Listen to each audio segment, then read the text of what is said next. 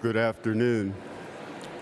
My name is Clarence Edwards, and I'm the Executive Director of V3G's Washington office, and I want, on behalf of my colleagues, to welcome you to the State of Climate Politics Forum 2025. We are set for an afternoon, a warm afternoon in London, an afternoon of interesting discussions and conversations. And we know that you have a lot of options during this very packed London Climate Action Week, and we're grateful that you've decided to spend your time with us. Why don't we just go ahead and get started?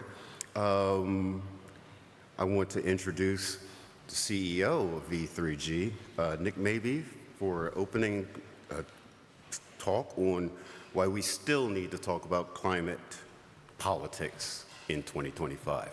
So, Nick.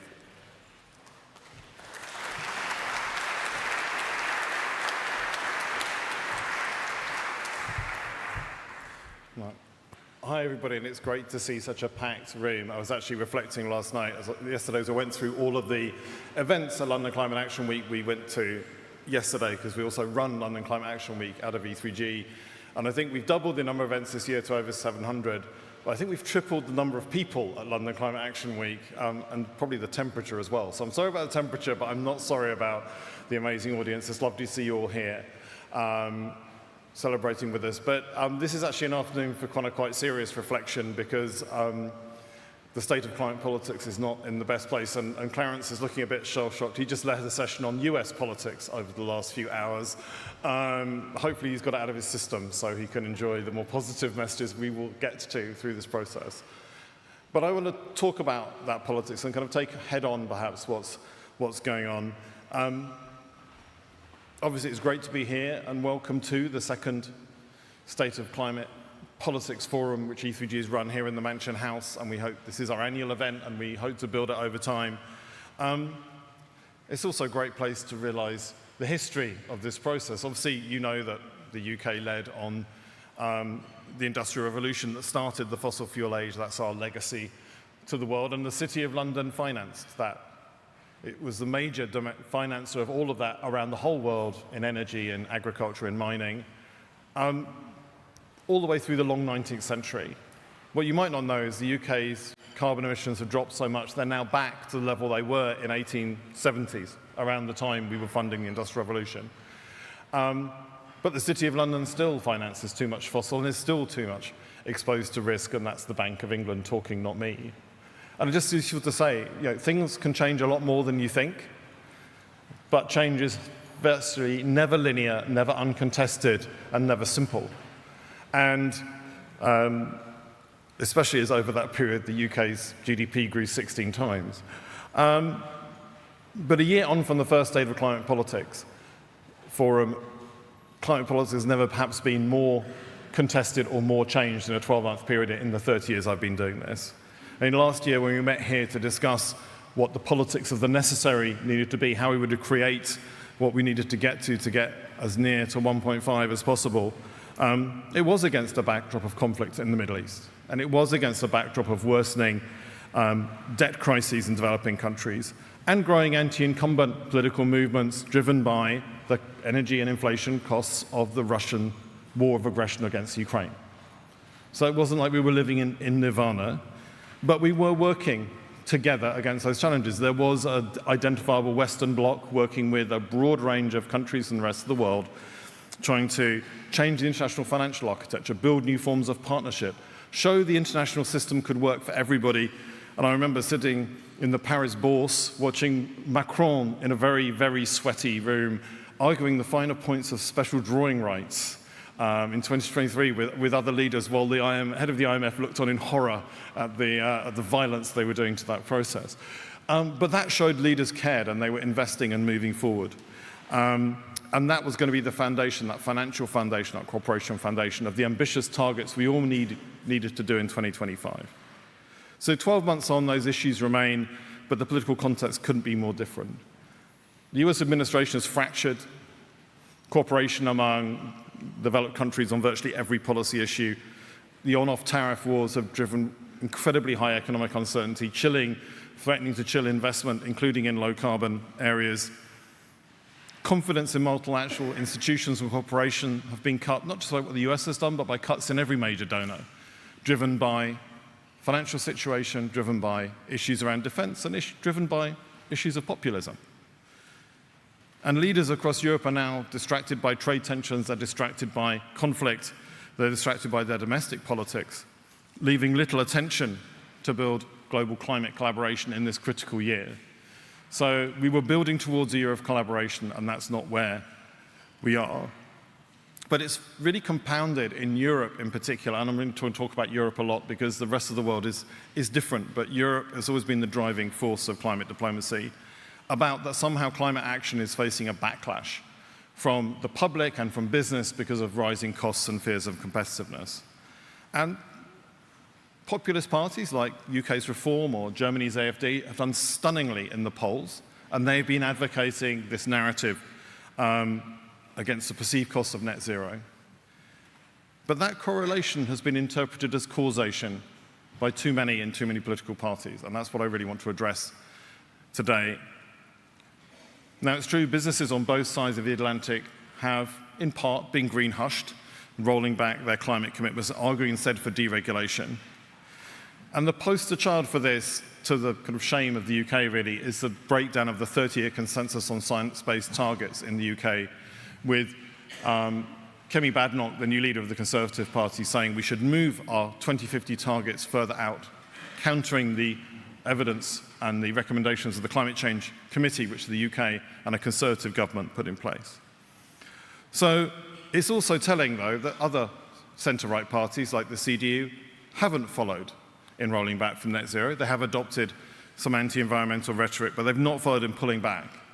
So it seems that you can make different political calculations based on these times. But before I finish the dark part of my speech, and I'm sure there will be a pivot soon, the latest scientific evidence suggests that global temperature rise over the last 2 decades has been twice as high as we put in our models for adaptation and mitigation. And we'll be having a panel later on to just look at some of the consequences that might show for politics. Because again, it's fine talking about what we need to do, but the climate is a harsh negotiating partner. It really doesn't care. The system will respond how the system responds, and we need to get back to those roots of what we're doing. So now I've painted the dark picture. I'm going to look at some of the opposite side of the picture and the other context out there. You probably all know clean energy investment increased again to 2.1 trillion last year. 90% of power investment is in renewables globally. For Europe and China, they're 70% of that investment, and a quarter of both of their growth last year came from the clean economy. In contrast, the US is only 11% of the clean economy. It's not the major driver. And despite the rhetoric of the Trump administration, we're still seeing investment flowing in places like Texas, driven by the raw economics and the need to build rising demand, whether that's from data centers or air conditioning. But the same dynamics, economic dynamics, have also driven investment in Saudi Arabia, in Pakistan, across Africa. We've seen a real surge in solar. And for the first time, we saw Chinese emissions drop in the first quarter of this year, driven by huge renewables build-out, which swamped even very strong power demand. So not in a recession, in a part of healthy growth. So the global climate economy is in incredibly rude health. And it's also about to be boosted by pulses of new public investment. The UK is putting more money in, the EU and Germany in particular, but also in China when they're looking to counteract the effects of US tariffs. So it's not just that we're growing fast now, we're going to grow fast in the future. And later on today, we'll have a panel of some really great speakers. We'll talk about the opportunity of that clean economy and how countries can capture it, and all countries can capture it. So, if the economic tailwinds for climate action are so good, how do we explain the pushback from so many politicians in so many countries, especially in Europe? We will have a separate panel on backlash, but I'm going to sort of talk through some of E3G's analysis in the European context. So firstly, again, looking at the polls, and these are new polls and around consistently across Europe, public support for climate action remains as strong in all countries as it has been, and it has been growing over the last decade. So that's the facts. Decades of climate activism and the lived experience of climate change means we have a solid, robust cross-society willingness to act on climate action. There is no broad cultural rejection or polarization in this this region on climate change, very different from the US, of course, where there is that polarization.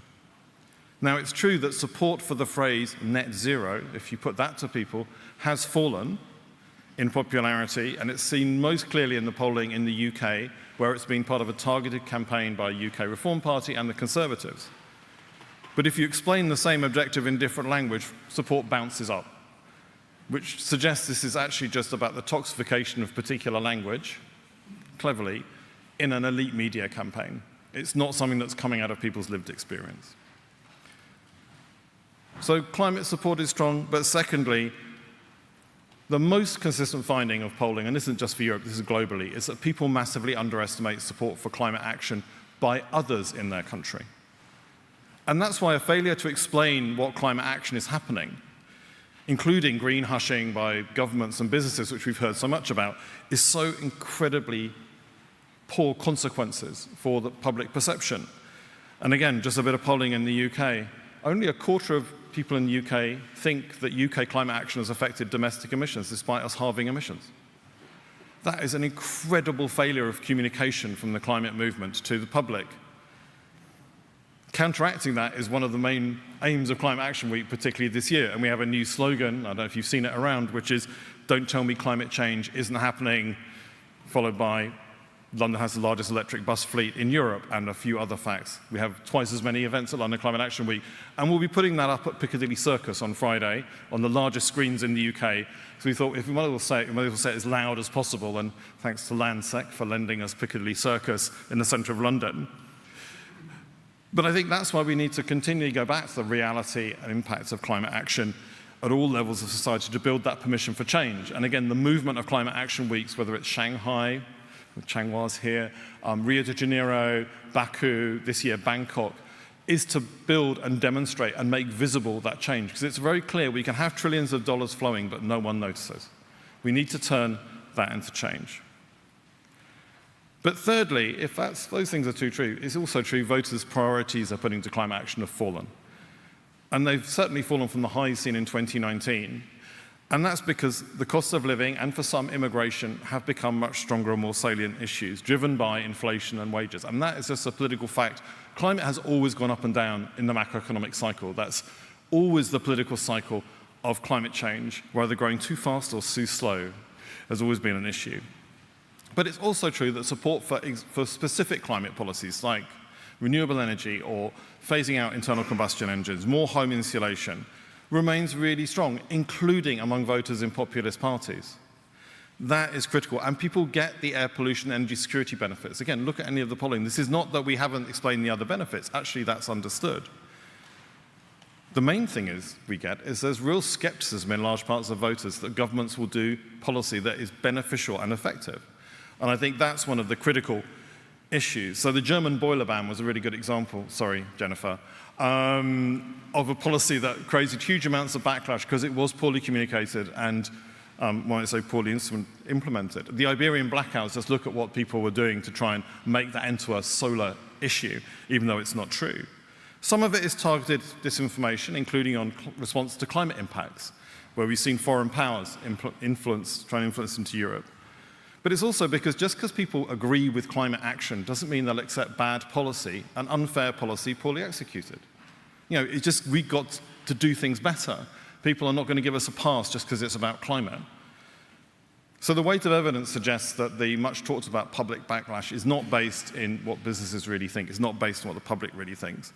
It's part of a conversation between parties and elite parties. But that doesn't mean populism isn't a real danger, and it does mean that we should change our strategies. So what's the response to, if that's the analysis, what's the response? Well, firstly, to realize populists have seized on the net zero technocratic approach of perception of elitism to drive a wedge between the public and elites. It's not an organic thing coming from their base. But unfortunately, lots of central parties have responded as if climate policy is the issue. So the centre-right has responded to that electoral threat from the far right in most countries in Europe and policy rollback in the US by falling back on some reflexes for deregulation, cheered on by incumbent industries who want kind of a quick piece of relief, but also objected to by many other businesses who see it as a damaging part of the areas and policy uncertainty.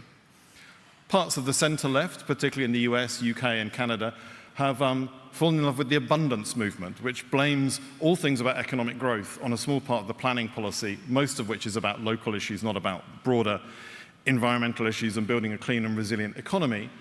But both sides has a dangerous tendency to toxify and blame environmentalists, delegitimize environmentalism, and restrict civil society space. Now, that doesn't mean you can't change planning rules. You can always make policy better. But it's come with a load of rhetoric that somehow says this isn't legitimate, and this is some alien force, when environmental groups have very strong bases in countries. But these reactions reflect the point I made last year at this conference about how mainstream political parties are really struggling to integrate climate into their core traditions. For the right, climate transitions are too statist. For the left, too disruptive of existing jobs. And that is a real problem for us. But I think that this attempt by some in the central parties to distance themselves from environmentalists and climate and nature action is poor politics as well as poor policy, because it isn't going to solve the question they think it's solving. If populist parties aren't really targeting climate change because of the issue itself, even though some of them might be true climate deniers, they're doing it because it's emblematic of a distrust in elites. And the one thing that is clear from the polling across all political parties, across Europe and elsewhere, but particularly in Europe and the US, is that a large majority of voters do distrust elites, and that young people are very skeptical about the future. So that's the bit they're tapping into. As a senior politician said to me recently, you get no benefit of the doubt if you're arguing for the status quo. You get all the benefit of the doubt if you're arguing for change. And that makes it very hard for us to argue for that distrust, rooted in the financial crisis, in COVID, a cost of living, but not in people's lived experience of climate policy. And because of this, weakening climate laws or environmental laws is not going to stop populist attacks, because they're not about climate change, they're about politics. And climate action done right is popular. So there is no trying to appease or attract populist voters with weaker climate policy, because they really don't care. It's not a salient issue for them. And it's not going to stop populist attacks, because they'll just change their focus. But effective climate action change does depend on people's trust in institutions. So fundamentally, populism doesn't have a real problem with climate. It's opportunistic. But climate has a real problem with populism. And we really need to design climate policy that rebuilds trust and rebuilds engagement. And those three principles which we need to do that. Firstly, don't stop talking about climate change and climate action. It sounds inauthentic.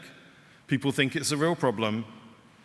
Double down on demonstrating particularly how you're protecting people from climate impacts, which we are not doing, in where they live, because they feel that.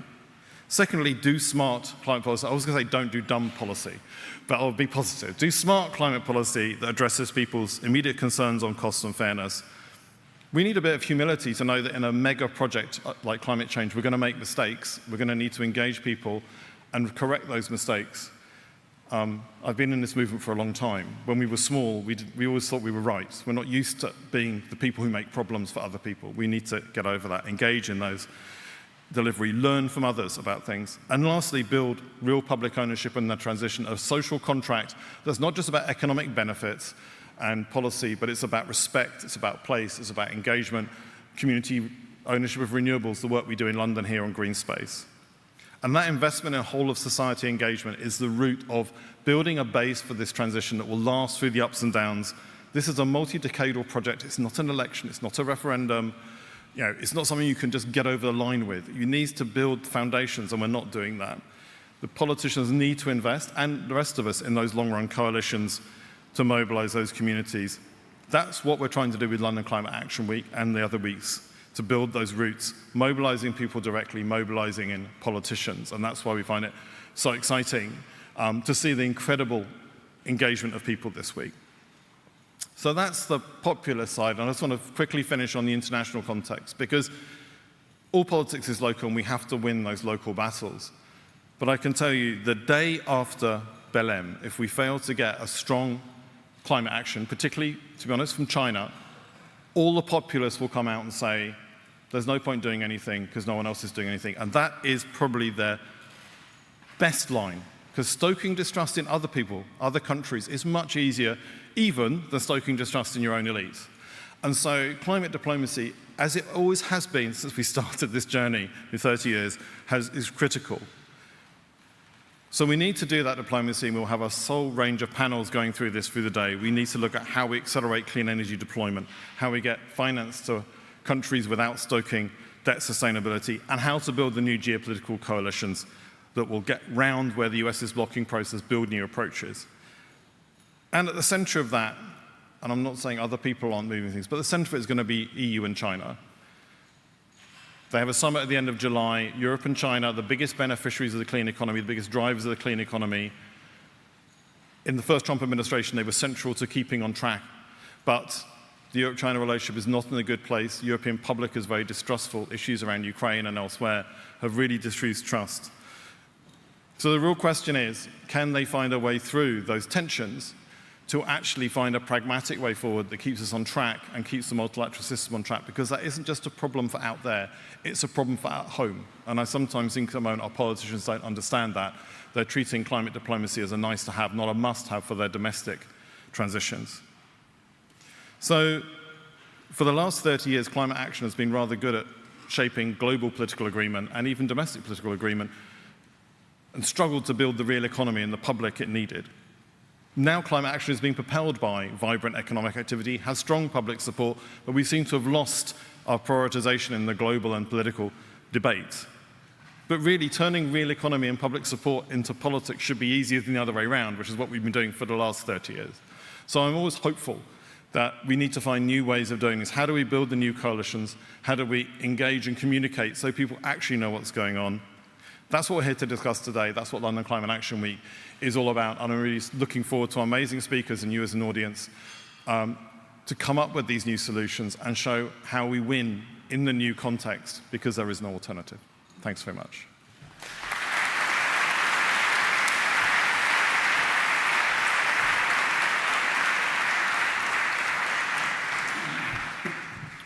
Climate action done right is popular. It's something I'm going to hold on to for when I go back to Washington, D.C. I have a request for the audience. If you have empty seats next to you, if you could, I know it's nice and toasty, so we can make it more toasty and just bunch in if you have a seat, because we have people who are standing and would like to be able to access a chair. Moving on with our conversation, we have a discussion panel for you entitled The Politics of Opportunity, Finding Cooperation and Economic Opportunity. So if that panel could come to the stage.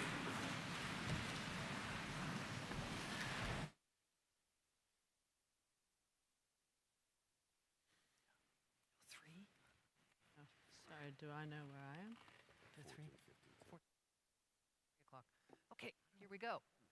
Come on up, everyone. All right, thank you. I don't think there's any pre-assigned seating, so just have everyone join.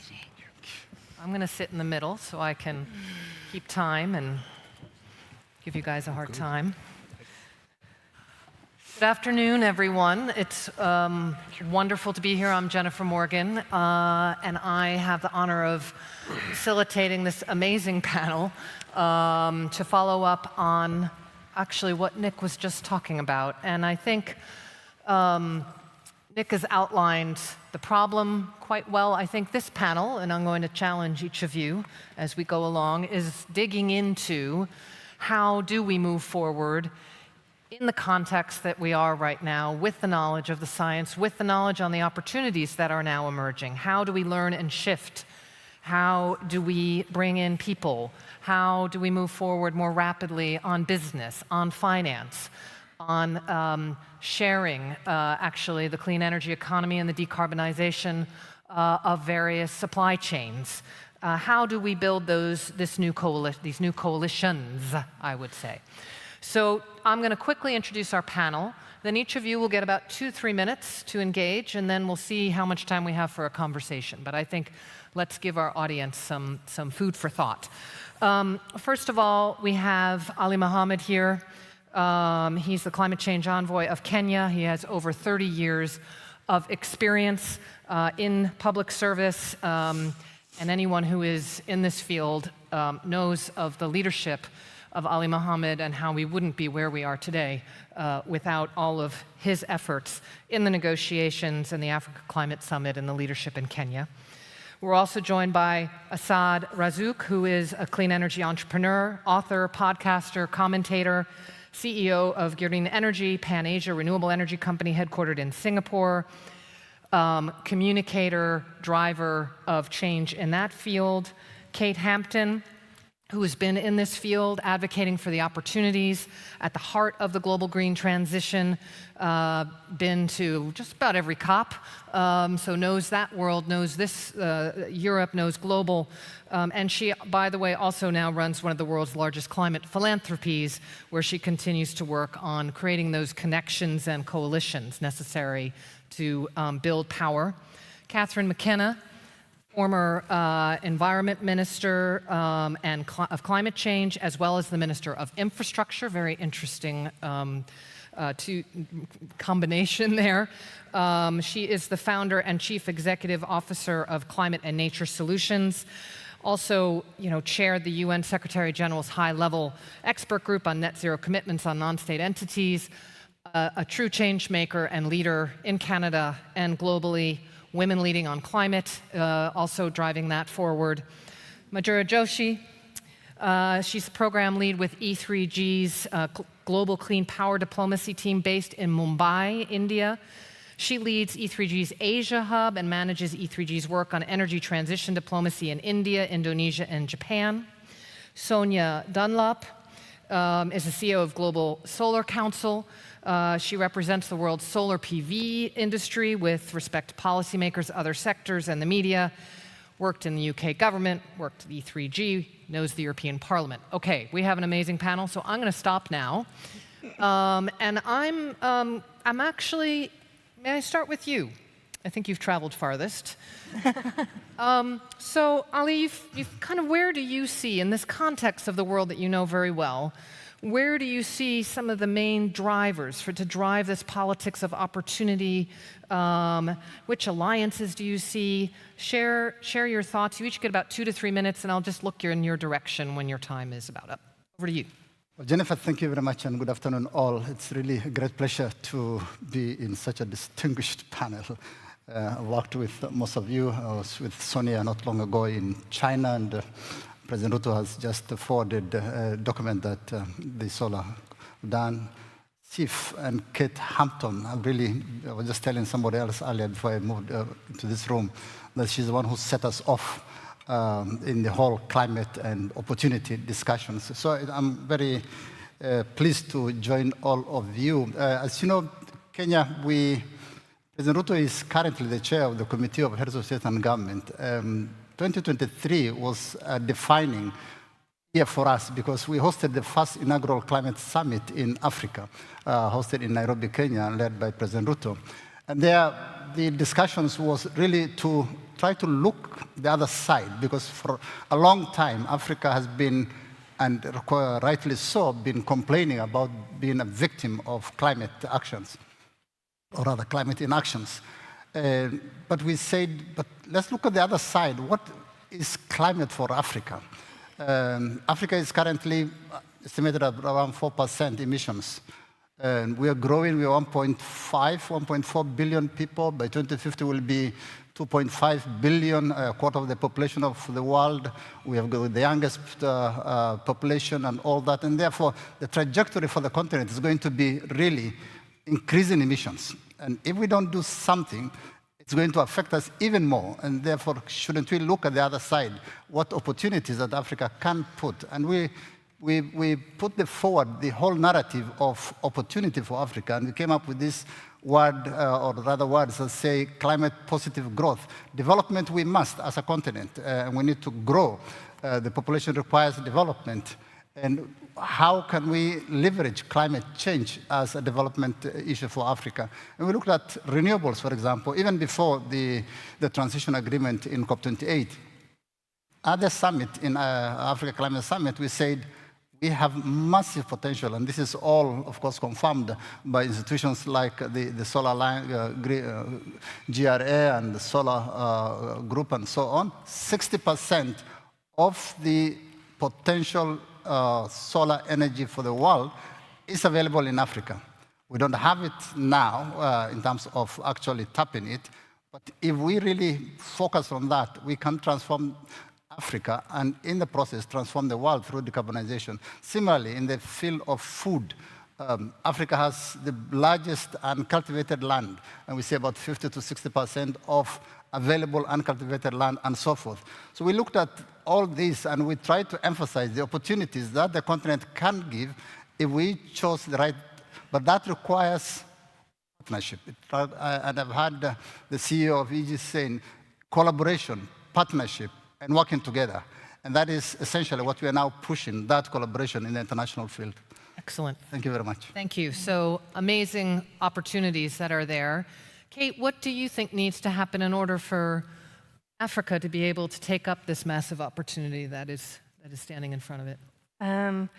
Well, I think everyone should book an appointment with Ali. He'll be able to answer those questions for you. And I would encourage everyone also to go to the second Africa Climate Summit in September in Ethiopia and listen to what is being said there. It's of crucial importance for all of us.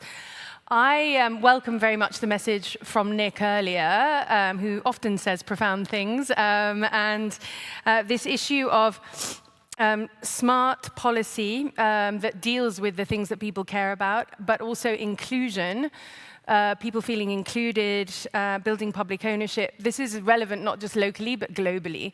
The concentration of investment in the clean transition, which is mostly energy at the moment, has been highly concentrated. Countries with very big balance sheets, and as a consequence, many parts of the world feel like the green transition is for other people. They're at the extractive end. And as we also heard, good climate policy and practice is something that people want. So there are more people in the world, more communities, more cities, more companies that want to be part of the green transition than necessarily have the financing available to participate. So I think it's really crucial to focus on the finance questions. And when you hear the big headline numbers, it can be very daunting. But actually, if you break it down into a series of actions, it can be much, much more straightforward. Just for example, a report by the World Bank Private Sector Investment Lab and CPI said that if you wanted to raise 1 trillion in capex, what you really need is 15 billion in catalytic equity. That's not actually a big number. 15 billion is not a big number, even in terms of MDB budgets or aid budgets. And the reason catalytic patient junior equity is so important is because the multipliers, it will then leverage about 300 million in other forms of equity, which can leverage 1 trillion in a full capital stack, including debt. The problem is that we're directing concessional resources to the wrong things. So in a world of fiscal stress and fiscal crisis, we need to make sure that the money that we have is being spent on the things with the highest leverage. A lot of money coming from MDBs right now is getting 1-for-1 leverage, when if it was invested in junior equity, could be getting 15 leverage, just as one example. Another example is debt swaps. There are some really interesting examples. Barbados has just done one. Many countries, particularly vulnerable countries, have been doing this work with support from NGOs and lawyers and financiers in the hundreds of billions. If you could scale up tripartite debt swaps, you would alleviate the financial pressure. 3 billion people currently living in countries spending more on debt servicing than health and education. If you can reduce the spending that has to be sent overseas and enable them to spend it at home, you will get health and education benefits. You will also get climate benefits. Similarly, there are many other very specific issues that if you can turn the 1 trillion problem into a series of problems, and that requires, therefore, a series of coalitions. So I would just summarize by saying, if you turn down the noise from the White House and from the populists and turn up the volume on everyone else, there are smart people all over the world, and many of the people in this room could actually be on this panel talking about what they're doing. I see Adrian from Mexico, I see many others. there is so much happening, and I very much agree with the opening statement that if we can show all of that, and Assad's tweets are the things that cheer me up on a regular basis, saying all the positive things that happen. It's not about sugarcoating things, but it is about recognizing that we are in a transition which is happening, and we all have a part to play. So let's start breaking down these very, very big numbers into very, very specific actions and work closely together. And Africa Climate Summit 2 is a very good place to start that work. Let me go to Assad, because I think this turn up the volume, right? I mean, where do you see where we are now, but how do we accelerate? What are the coalitions that you're seeing? Where are the gaps? What do we need to be working on? Alongside everything everybody might take from this week, I'd like you to take one fact that really goes to the heart of this entire conversation. And that is the fact that right now, if you actually look at the total manufacturing capacity of only solar panels and batteries in China, and what the manufacturers in China have already announced, and you do the very simple math, you'll see that by 2030, which is only 4 years from now, China is going to add every year an entire United States worth of electricity.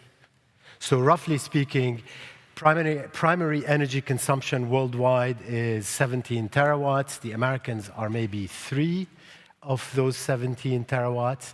The Chinese are going to add all of that per year, each year from 2030. Now, just think where that goes, because they're going to do it, obviously, for 10 years and longer. An entire United States of electricity per year, which requires the manufacturing ability, the cost competitiveness, but also the permitting and the finance and all of that. Now, that therefore means that we're going into a world where there's going to be an overabundance of energy, whether anybody likes it or not, whether the people who are still fighting rearguard battles like it or not, irrespective of any COP outcome. This is just happening now, and it's all just fixed data sets. So think, when you talk opportunity, where are we going to, what business models are we going to develop to use overabundance energy? Because for the first time in history, we're going from a human evolution where we were always energy scarce, and we're now going to be energy overabundant. I mean, the opportunities are frankly infinite, probably, right? I can't even get my head around all the opportunities. This is very much like when we were buying from a Blockbuster video, and we had no concept that Netflix was coming, right? So this is like exactly the same thing. We're going into a scale that is perhaps unimaginable. And to close, what the Europeans and the Americans and the Africans and the Southeast Asians and the Indians have to do is play catch up very fast, because they all need solar manufacturing capacity. They all need battery manufacturing capacity. And all I see is like everybody, I mean, they're just kind of the politicians joking around with this stuff.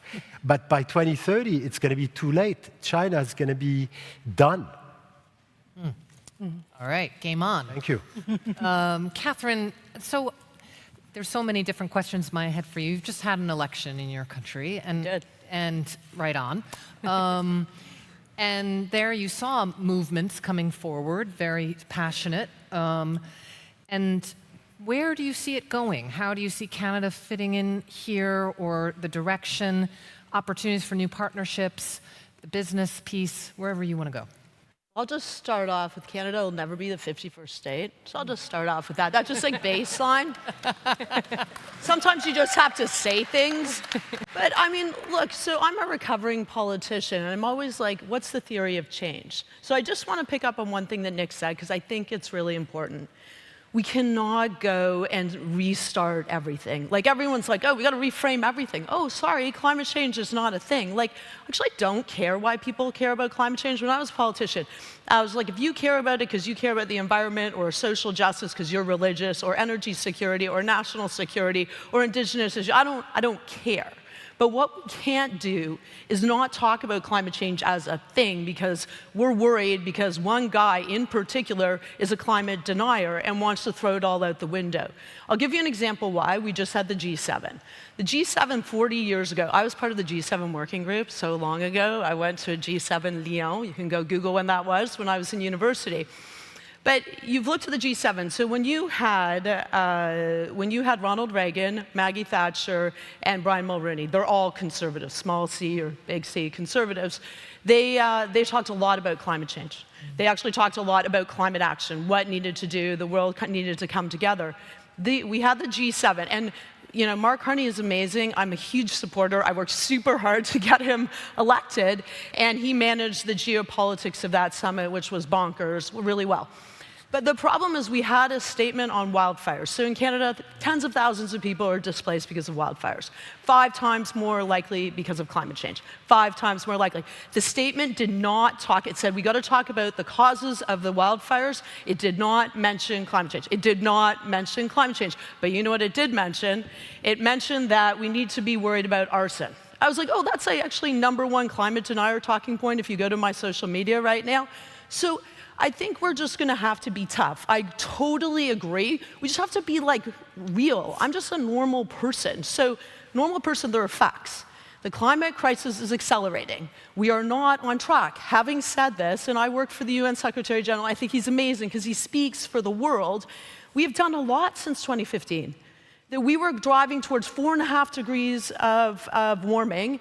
Now, if everyone does what they say they're going to do, which that is a big if, let me tell you, but we're actually now at 2.6 degrees. So yes, we still have work to do, of course. The flip side, we have the solutions. Just go to Assad right now. I always love it when I'm feeling down. I just go to his Twitter. I'm like, what are all the amazing numbers? Many of them coming from China, but coming from wherever. Like, we now know every dollar that's spent for in fossil fuels, $2 is spent to clean energy. Read Nat Bullard's post recently talking about how we totally underestimated solar.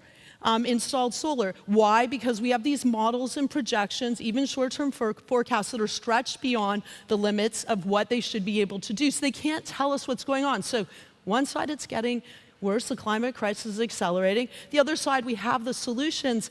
But we're going to have to fight for this, folks, and reframing, like I was like, it's like I'm not reframing why I'm a woman on this panel. Yes, I'm a flippin' woman, and actually you get better decisions. Here's 100 McKinsey reports from the last 20 years, read those. So like the problem is we're getting into this whole thing like, oh my God, we've got to do everything differently. No, but we have to fight things like disinformation. I was in politics, I was attacked a lot. You can read my book, it's coming out, Run Like a Girl. It's like, tell it as it is, but how do you win on your own terms too? But I think we can do this, but I think we just have to be disciplined. And of course we need to listen to people. But sometimes I think when we talk about listening to people, it's like a comms exercise. It's like, if only we use different words, and then we're self-flagellating, oh my God, the climate people are so bad. Well, let me tell you who's spreading the disinformation: the fossil fuel companies and the politicians they enable every single day, and they are now in a great space because they're making a ton of money, and people are really tired. But regular people talk in a different way. Like, they want to pay less in their bills. They're really worried about wildfires or flooding or extreme heat. They care about a future for their kids. So I think actually, I know that this isn't new, but citizens' assemblies and other mechanisms where it's not us telling people how they should talk, it's them telling us what they're worried about, and we frame it like this. But we can do this. but everyone's going to have to dig really deep. And I'm a competitive swimmer, so maybe it's just like, what's winning look like? You have a long-term goal every single day. You put your head down and you work hard, and people will try to throw you off your game, and you just keep on going with the coalition of the willing. You do not have to bring everyone. Sometimes COPs is very frustrating because you have the people who do not want to do things. I think we're going to have to work with the people that do, like everyone in this room, but like 80% of citizens on our planet. So solar. So I have many questions for you as well, but I mean, it's clear it's, busting everything, all of the projections, everything else. But there's also issues around it and having it be available for everyone and trade, etc. So how do we get solar to be available? How do you build the coalitions? What do you need so that we can get it everywhere in an affordable fashion? Absolutely. I mean, I think, one of the founders of E3G, Tom Burke, once came up with 10 laws of politics. And one of them is, no one ever says thanks. And I can tell you that if you're the solar industry sitting in China, in Shanghai, or in Beijing, as we were just the other day, and you say, like, we've reduced the cost of solar by 90%. We've reduced the cost of battery storage by 90%. We've reduced the cost of EVs massively. We can do wind cheaper than ever before. Why is no one saying thanks? And I'm always there like, I'm sorry, but they're not. And we have to deal with this new political reality, right? And I think in many ways, one of the things that really shocked me when I moved from E3G to the Global Solar Council, which I now run, is that prior to my joining, the Chinese and the Americans within the solar industry and the Indians and the Chinese within the solar industry hadn't actually spoken to each other for over 6 years. And I was like, right, we've got to fix this. We've got to fix this. And so what we are doing is we're kind of doing the energy diplomacy within the solar industry and within the renewables industry in order to build those bridges and build that common understanding and that common long-term strategy for the supply chain and for deployment to get us to those, the 8 terawatts of solar that we want, the 11.2 terawatts of renewables. Because I'm not just CEO of the Global Solar Council, I'm also vice chair of the Global Renewables Alliance. We're a founding member of the Global Renewables Alliance.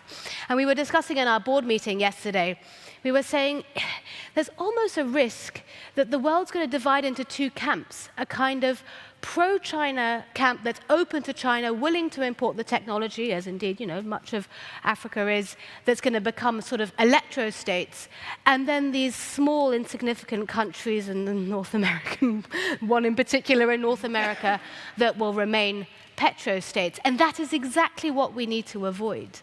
And so what I really need help from everyone in this room in E3G is building the positive narratives around the clean energy transition in those global energy diplomacy venues to be able to counter the tensions that we are seeing in this so that we can get to those 25 billion solar panels that we want to install by the end of the decade in every part of the world, because every single one of them can contribute to every single sustainable development goal.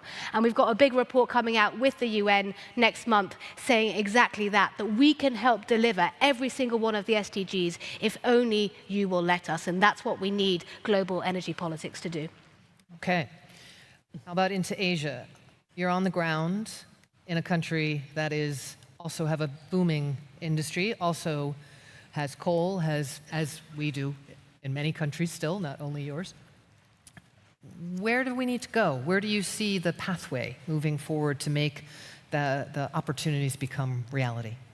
Thank you so much. And I first wanted to say thank you. It's a great honor to speak on such an illustrious panel. The good thing is, if I'm speaking last, a whole bunch of the key points have already been made. But if I was to sort of highlight on a few things, we know that there is a lot of progress that's been made on clean energy and climate goals, but we are far away from meeting the climate target, but also developmental targets. And this is what is the key sort of driving force for action. Meeting socioeconomic development objectives, combating climate change are simultaneous linked goals and a critical need of the decade, particularly for emerging and developing economies like India. This is not an easy task. in the best of times, and it's made even more difficult in the current context. So what we are sort of hoping for in the midst of all of these headwinds is, how do we capitalize on signs of progress despite the lack of what we see in multilateral spaces? Could this mean new sort of renewed partnerships which are founded on common development, clean energy, and climate objectives that can sort of help in driving green trade and investments through bilateral and plurilateral sort of efforts?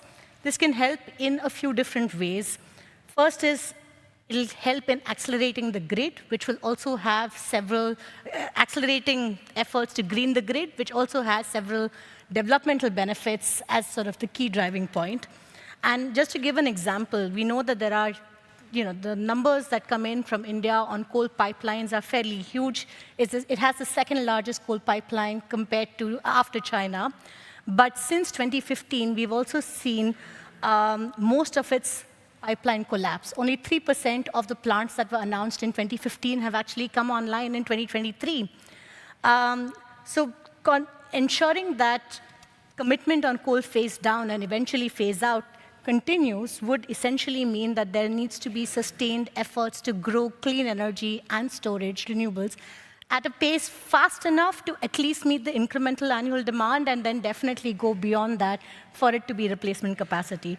And I think this is where avenues for clean trade and investments in the power sector and green manufacturing can help. Like Asad had also earlier mentioned, this can help in improving localization of manufacturing capacities, strengthening energy security concerns, create jobs and livelihoods within the economy, and then also help in meeting domestic as well as global clean energy efficiency goals by 2030, and put the country on track to sort of work towards decarbonizing the power sector by mid-century or earlier. The second part, most definitely, is on increasing finance and investments. We know about the global gap that is there in investments. Only about less than 15% of investments are going into emerging and developing economies outside of China. In the Indian context, meeting RE goals will require about $40 billion annually. This has been a target that's been very difficult to achieve, with the max being less than half of what has been done. So this is something that's really important. And again, renewed partnerships that focus on driving growth can really help in unlocking public and private finance. And I know there's going to be a polling panel later on, but there is also really encouraging news from businesses. In a poll that E3G had conducted earlier this year, we saw that over 80% of global businesses polled in 15 countries wanted faster, cleaner energy transitions and clean power grid by 2035. And I think I'll just end with saying that, again, green trade partnerships, renewed partnerships can help in this very critical gap that is on ensuring that investments are going into technologies of the future. There's technology cooperation and co-development of technologies, which has been a key ask of India, as well as a lot of the developing countries, and in building capacities across the ecosystem. And I think this is an underappreciated point, but there is capacity building that is needed from the financial system to understand climate risk, regulators within the policy planners to be able to actually plan for the future, as well as between states and subnational actors, and how do they sort of account for the opportunities and plan for the risks of climate change as well. So I would basically say that new partnerships can also help in driving bilateral action, which for mutual benefits of countries, and hopefully have positive implications for the multilateral space in driving ambition ahead. Thank you. So we've heard about, okay, everyone needs to become a storyteller. We've heard about the need for the stories, for the narratives that need to move forward. We've heard about the need to just to do the hard work, to keep your head down, to keep going, not be distracted, and stop talking about climate change, because it's a fact, it's real, and we need forward. We need to move forward. We've heard about coalitions of coalitions, and we've heard a lot about different kind of partnerships, financing, this type of thing. And I want to, in the last 10 minutes, dig into 2 questions for each of you. The first is, and Ali, I'm going to start with you because you have massive experience, and we had lots of conversations about this in the past. So there are a lot of these partnerships, right? So what what are the ingredients that, if we're going towards COP, which will be my next question because I want to bring that into the room, what needs to change? You're sitting here with a group of UK, global, Europeans. What are the lessons and what needs to change? And then second, okay, we are going to Brazil. We have a presidency that is issuing a challenge for all of us to take action, for all of us to build a movement of movements, and also to move forward in implementing the just transition away from fossil fuels, the tripling and the doubling. What do we need? What does that look like? What are your ideas for how we can make sure that this is the COP where the signal that comes out is not about that new pipeline? It's about the opportunities that are going to be there for all so that we can all catch up and turn up the volume. But first, those two things, and we'll just do a quick round. Thank you very much, Jennifer. We're sitting here in Mansion Hall in the heart of London, discussing climate change. And I come from Kenya, Africa, and the reality of climate change is all to be seen. But in the where I come from, that is where it is really most impactful. It's happening all over the world. 10 years ago in Paris, we said we are going to limit our emissions, but heating by to 1.5 degrees. We know that we've surpassed that last year, and we don't know how it's going to be this year. And we have had commitments on putting up climate action reports, NDCs, which for Kenya we have already submitted our third NDC, and we've also had requirements for us to put national adaptation plans and all that. The challenge for us as a global community really is how to actualize these commitments that we keep on taking year in, year out.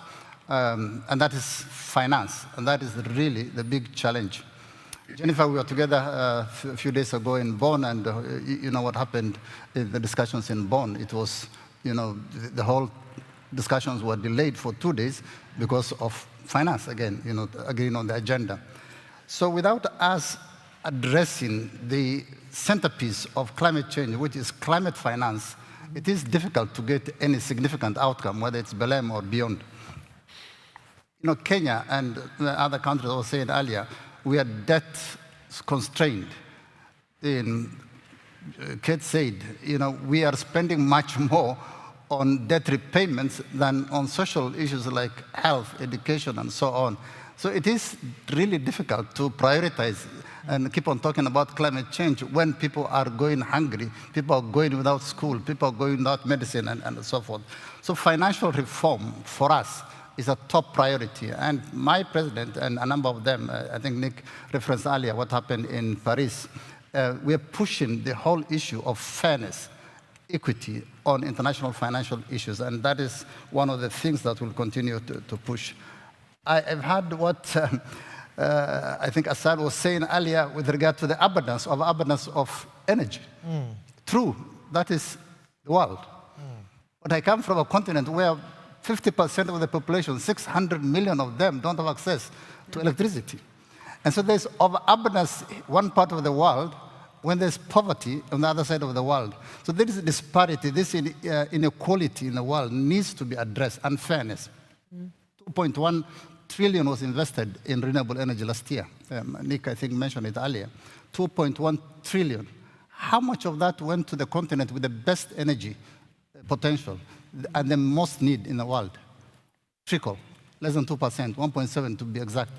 And so these disparities, so we must make sure that this slogan of leaving no one behind is actually real. Right. And we don't leave anybody behind. Thank you very much. Absolutely. So I'm just going to go straight down the line here. Assad, you've got a minute and a half. Yeah, I'm not the best on this topic, just because it's a little bit out of my wheelhouse. Wherever you want to go. The one thing I would say, though, is, and this may not be very popular, Jennifer, but the one thing I would say is that I think 30 years of climate talks is enough, and we should maybe just consider restructuring the COPs because they have been hijacked. The results speak for themselves. Some of what was accomplished was good, the Paris Agreement, for example, but there's an enormous waste of energy and space at these talks. The action actually is somewhere else. That's kind of my central point. The action and change is somewhere else. And I agree with the point about energy superabundance, by the way, is coming. It's not just here. The central question is how does every country get that? But the answer is very, very simple. All you need, roughly speaking, for Kenya is 3 to 6 solar panels per person, plus 1 battery. That's all you need, literally. And that can be financed, but it's not a government level issue, right? It's just putting together what's needed for it to be financed at the base. Thank you. I would say that, rephrasing one of my colleagues, Leo, that COP agreements and multilateral commitments are both a reflection of real-world change and signal of where we want to go.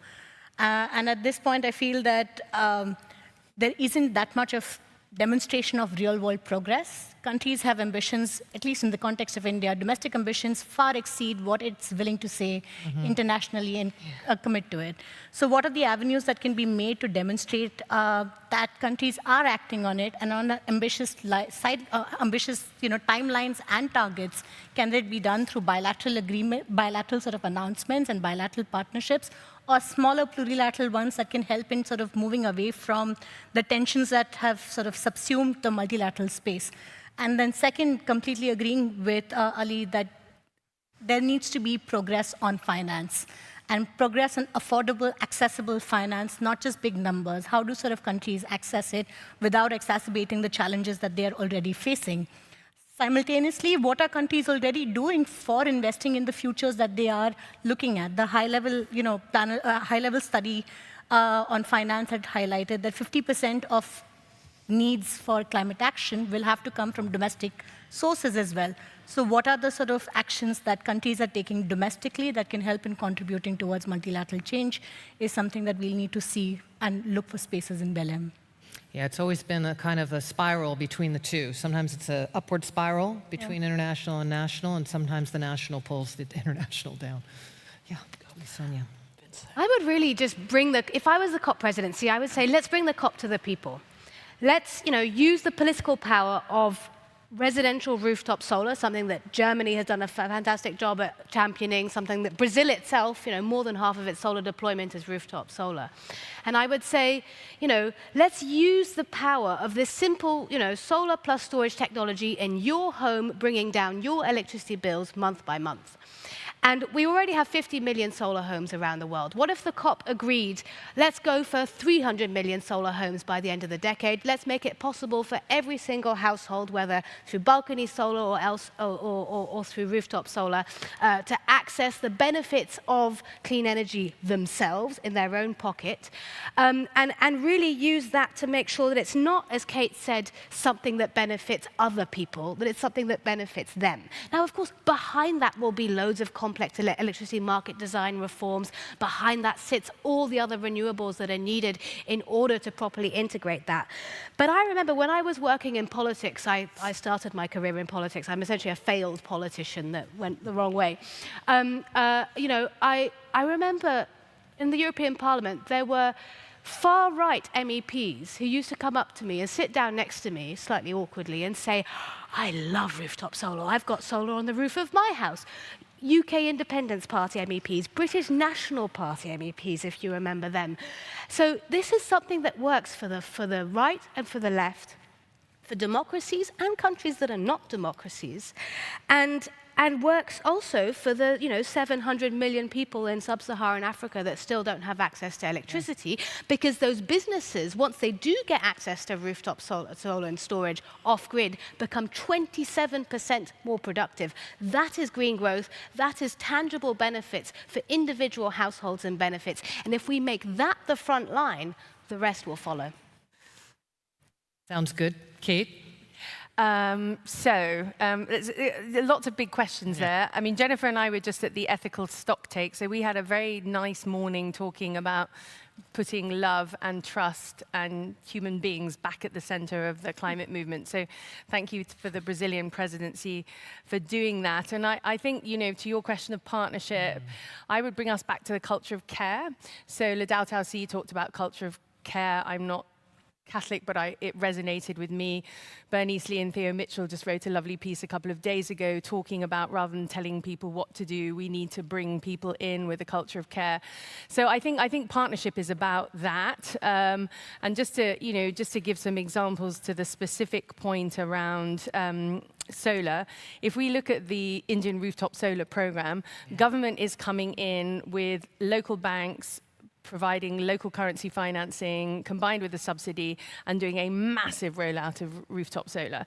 That is less accessible for countries that don't have so much fiscal space or don't have deep local capital pools. But again, in Africa, there is a lot of energy sitting on the balance sheets of countries because there are no off-takers for that electricity. So there is a surplus production of electricity. And if we could find ways to link that electricity to productive use, the grids could be extended into peri-urban areas, and we can do retail financing of solar. So these are all solvable problems, and there are little examples of things that work in so many different contexts that we do not need to be demoralized, thrown off course. We just need to keep doing the work. Do the work. Just very quickly, I mean, we need money, and we have money. If you go talk to large financial institutions, they talk about how much money we have. We have the solutions. We have, in particular, solar, but renewables, and we have storage. And we've heard this from everyone. And as Ali said, we have a bunch of people who actually have no access to any electricity. So, hey, you know what? We can solve it. But I do think on the money side, we need to, one, debt forgiveness has to happen. That's ridiculous. We have countries that are huge debt. They're paying huge interests. And we have governments who aren't paying any money or very little money in aid. So I think that's the least folks can do. Two, we need blended finance, the risk capital you talked about, Kate. Like, we can do that, getting the World Bank, and we talk about this a lot, so it actually has to happen. And I do think international taxation, polluters need to pay. Laurence Tubiana is working on that. We can solve this. This is why I'm like, am I a realistic optimist or an optimistic realist? I'm just like, we can do this, but it's hard, and let's just put our head down and do the work with people like this who are awesome, and all of you. Well, thank you, everyone, for sharing all of those different perspectives. I mean, I think reflecting on where we are at this moment in history, I think it is about connecting with people, respecting, listening, finding the ways of bringing the different pieces together and expanding them. And I think this COP coming up is a moment where those of us who are working to create that better world that creates opportunities, is based on values, have to come together and actually provide the examples of what's happening, but show that this is working, that this is better. This is the world that we want to create together. This is the politics of opportunity. And so thank you for each of what each of you are doing, and I'm sure for the rest of the afternoon. Let's connect, and let's get practical about how we're going to get this done. Thank you very much to everyone. Thank you. Thank you. Thank you very much.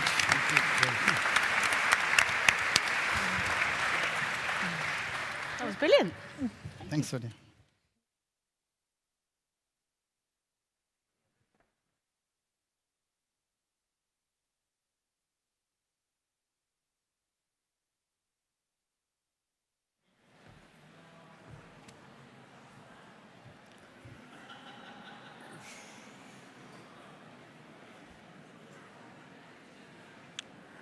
Coming up next, we're going to have a discussion, a fireside chat on climate science and the politics of resilience.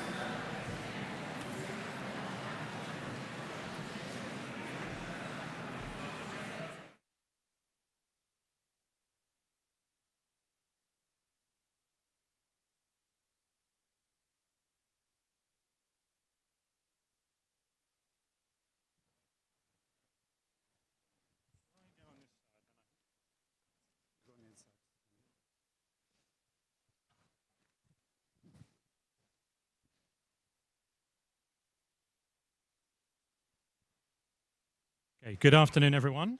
I'm Dr. James Davey, formerly a civil servant and government scientific advisor.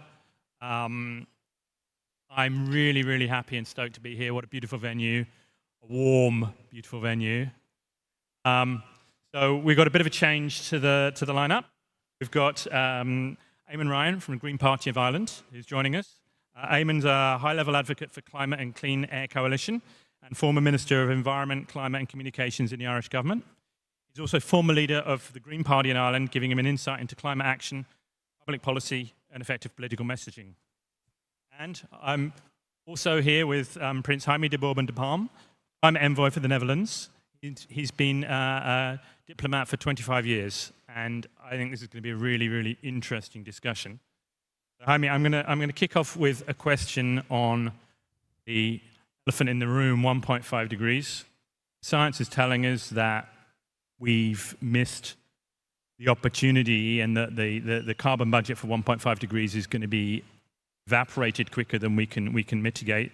So what does that mean for the politics of climate mitigation going forwards? So thank you, and it's wonderful to be with all of you in this amazing hall in this scalding heat. So I think that fits the topic.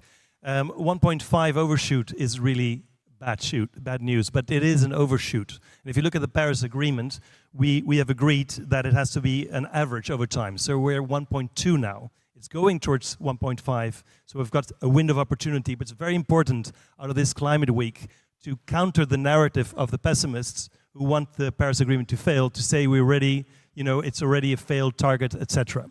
So we're still under 1.5. We have an overshoot this year. It might be happening from time to time, but on average, we're still not there. I must say, as a climate envoy, I've been that now for 4 years. As a climate envoy, I used to work as a diplomat in war zones, in Iraq, in Afghanistan. I worked for the UN in refugee camps. This is the first job where I wake up in the morning at 3 o'clock with fear.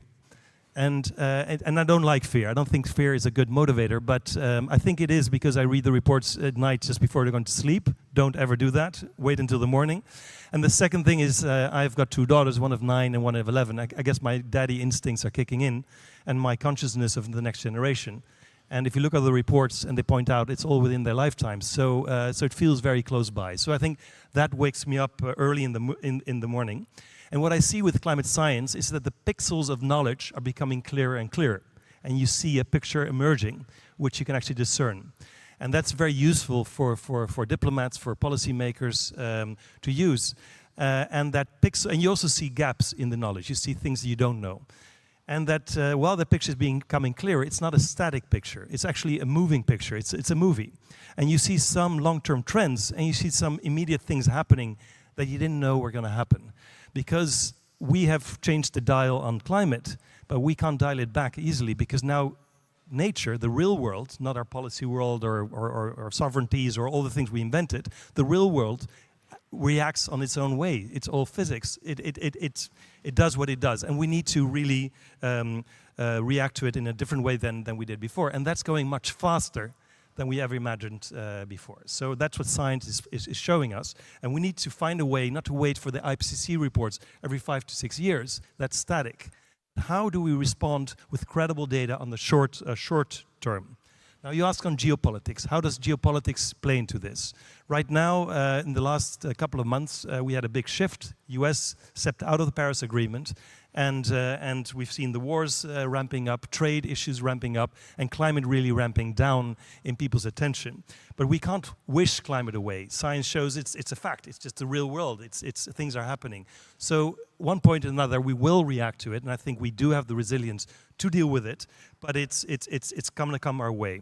Now, the great advantage in the last 5 months was that we, because the shifting politics, suddenly we have good relations with China on the narrow path of climate. So the relationship between the EU and China is painted in green, we say. On trade, we've got issues. On security, we've got issues. But on climate, we actually find common ground. And that's what Nick also said in the beginning. The 2 big blocks that are going to make the difference at the COP is going to be Europe and China. It used to be US and China with Europe kind of hiding between the 2. And being the bridge builder, but now Europe has to really stand up, and it's the credible partner. Now, how does the rest of the world watch and see Europe? And the Netherlands is part of the negotiation team of the EU team. How do they view us? They view us not as former colonial, boring, bureaucratic, slow, but as dependable suddenly, and as a good market to focus on. And suddenly they realize the biggest climate finance source comes from Europe. the biggest adaptation finance globally comes from Europe. So suddenly we see improved relations, new partnerships forming that in the last couple of months that were dormant. But also with all of that, the bedrock of all our work needs to be science. It's our rock, and science is the only sector that constantly does peer reviews. It proves itself wrong, and it celebrates having it wrong and improving the picture.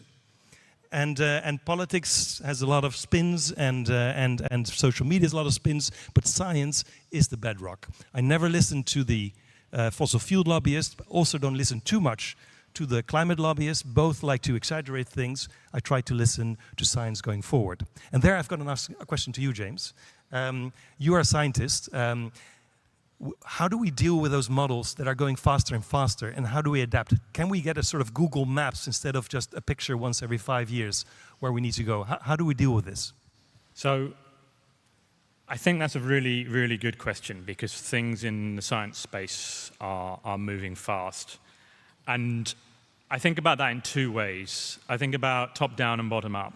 So in my recent work, I've been doing a lot of bottom-up climate risk assessment. And there, I think we need to accept that the climate data is not going to save us. That climate models are still highly, highly uncertain at local levels. And that when you downscale to sort of the asset level or the operations level, or what I like to think about, the people level, because even if you don't have any assets and you don't own your buildings, you have people. The people that work for your organizations are extremely vulnerable to climate. You can replace your assets, you can move your operations. You don't want to damage your people. For that sort of stuff, the climate data can give you indications about the kinds of hazards, as in rainfall, temperature, probably not much in the way of storm. They can't reliably talk about storm in the future, but they can give you indications of where the climate's going to go, but they can't tell you about your risk. If you're working at local level, the data will only give you an introduction. What you then need to do is really, really get down on the ground and think about, what does this look like? What are the risks? And I'll give you two very quick examples. One, I did a climate risk assessment for a major UK port quite recently. It was only by getting down onto the port with someone who knew how ports worked, and with someone from the port, and actually then brainstorming that with a group of people who worked on the port, you could really zero in, okay, there are flood risks. There are overheating risks. There's equipment that's really vulnerable. Climate models don't tell you that. You can't see that from Google Maps. You need to get down on the ground and walk it. And ultimately, because we can't walk everywhere, that means we need to be upskilling people across all industries, but particularly industries that are highly climate vulnerable, to identify the risks themselves, give them some indication as the data and where it's going, and then build up from there. And an airport, very quickly, they had a prefab building. You can't see that on a map. It was the staff that told me this building overheats in the summer. I'm like, well, there's your climate risk, right there. And it's not in the model, right? It's just, it's in reality. Eamon. Yeah, I was going to, if I can come in, the science is hugely important, that information is vital, but it's not going to save the day on its own. And I think increasingly we're seeing that we need to start broadening out the argument and the case to bring the public to the scale of change that we need to make. I was very fortunate. I spent this morning at the Global Ethical Stocktake. The Brazilian presidency had set it up for it was the first of 6 ethical stocktakes they're going to do. Others are going to do the same. And I think that issue of ethics, as well as science, is going to increasingly come into play. Just briefly, we are in deep trouble. We all know that, as you say, Jaime. And those modeling, or that impact modeling, even though doesn't go down to the local level, there's no get out of jail coming out of that modeling, the opposite. The metaphor I have is a bit like this is the decade of change, where we have to change. It's half time. We're going in 3-1 down. And the other side are full of mocking derision and overconfidence and think they have the game won. And I don't think they will win the game for a variety of reasons. Firstly, the 3 goals that have been scored against us are all own goals. That we don't have north-south justice, that we haven't raised the 1.3 trillion because we have to unify to win, and that has to happen. And that's less, Lord Stern was speaking this morning at this event, that's less than 1% of global GDP needs to go to that investment. That is the peace project of our time, better defense investment than anything else. Second goal against us is that the political system are seeing electoral gain from tackling climate, even though the public data doesn't show that the public are that much on their side, but there are sufficient doubters that they think they can get gain from it, and the likes of the States opting out of the Paris Agreement. Again, the solution, in my mind, to pick up what you're saying, Jaime, is to stick with the Paris Agreement and start really broadening trade and investment agreements. I would go beyond EU, China. I think we should be doing India, Latin America, Africa. Anyone who isn't in starts to look and say, oh, do you know what? We're going to lose behind here. We're going to fall behind. We're going to lose out. The third goal against us is the most difficult, and it's the cultural wars that we've allowed climate to go into. And even though, as I said, all the surveying shows the vast majority of people still concerned, what you might call, I don't think, we were talking about this morning, they're not climate deniers, they're not climate skeptics, they're climate cynics who cynically spread doubt by playing on some of the fears that people have. Wider fears, complex, deep foundation fears. We will not defeat that with either economic or technological or scientific arguments. It is time for the artists, the philosophers, and the theologians to step up and for us to fight back on that front. Now, it's difficult to do politically. You can't talk theology and politics, but in my mind, that's what we need to start doing. And actually, science and religion here, as one example of this, the arts world the same, they're not in conflict. They're actually together. Laudato Si is not in conflict with climate. It's a unifying position. And I think that's where we really need to go. The science is important, but actually the spirit or the cultural, if we get the cultural right, the wave will drive politics and drive policies in its wake. And that's why I think the science is critical, but it's science and culture. And the culture bit is probably the most important now, because the science we've known for 40 years. I used to be ambassador to the Holy See, so I've been bridging this and working with Pope Francis on climate issues. They give the ethical framing to 1 billion or more than 1 billion people around the world. And they changed the word from caretaker or something like that towards, custodian, towards caretaker. And why you think it's just a different word. But care, think of it, you only take care of those you love. You know, your children, your parents, your neighbors, your cat. So there's the word love in it. And then you approach it very differently. So I think that religious leader or spiritual leaders have a great role in helping us reframe issues, to look at them differently. Then science gives us the facts and figures of the real world, and then policies are the ones that help us structure society in a credible way so that the private sector can move in and do their thing in a positive way. And just one thing to add to that. Francis learned his ecology from Bartholomew, the head of the Orthodox Church.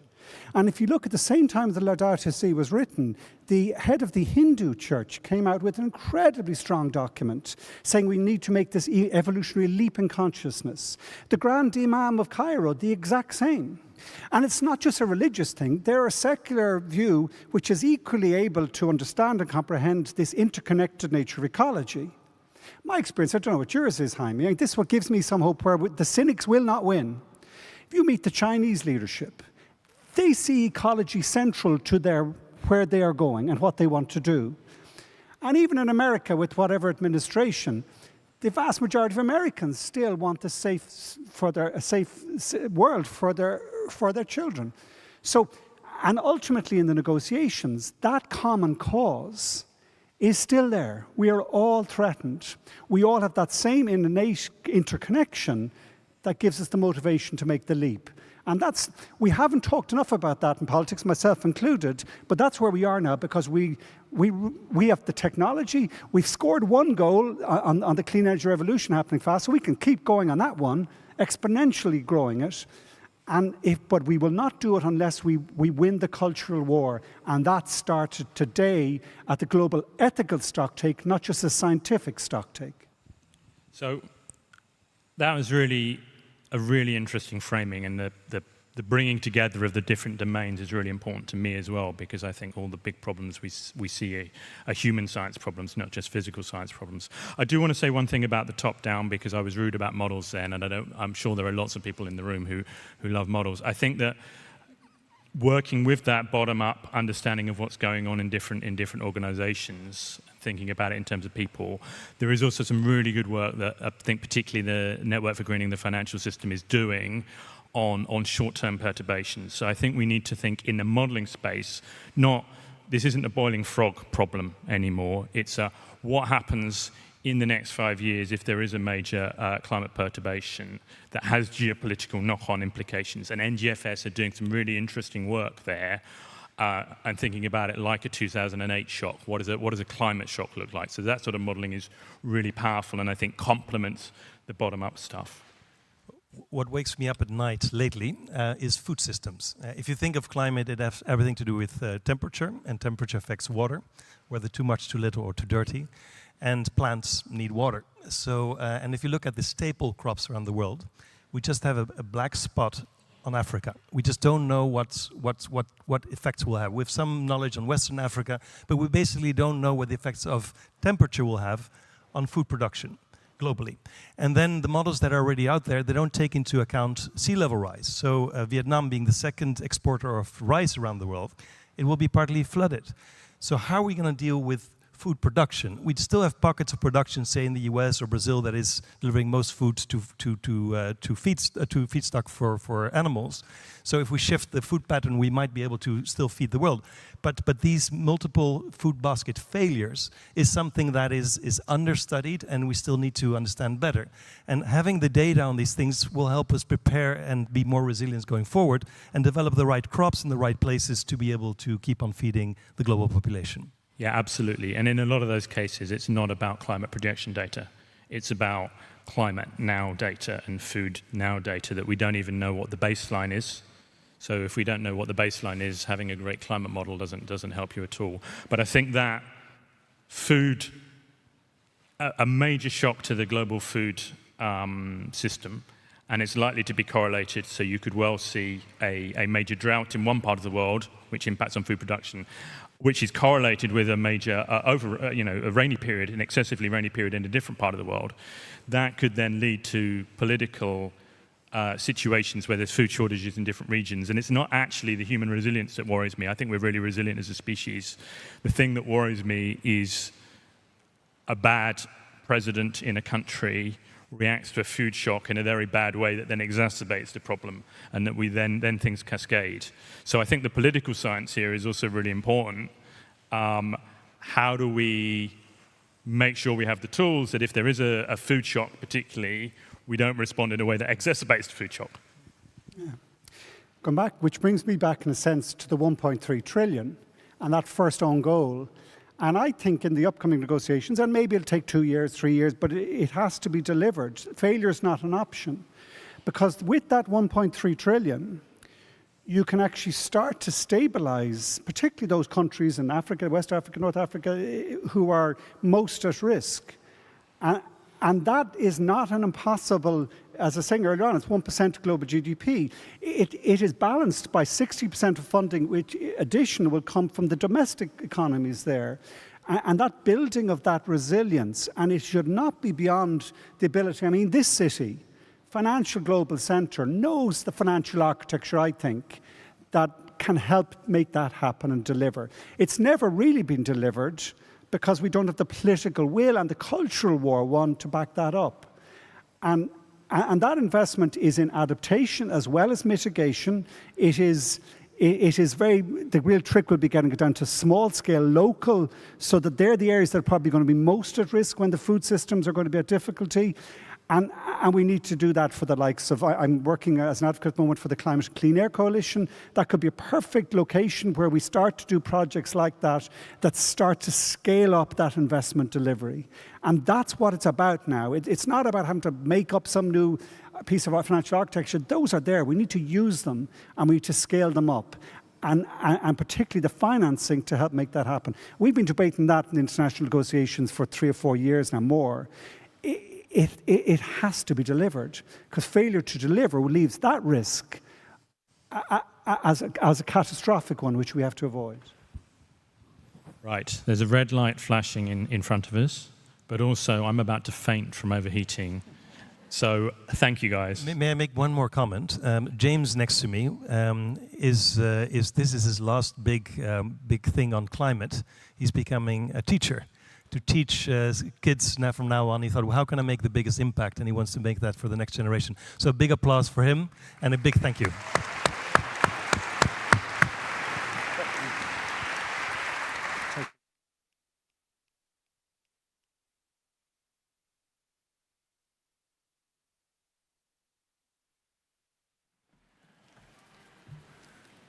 Get water if you need it. Hopefully it's a little bit cooler in here for you.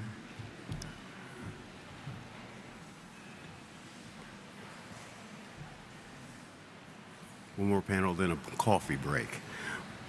And our next panel will be about the public versus the backlash, untangling the politics of net zero. So,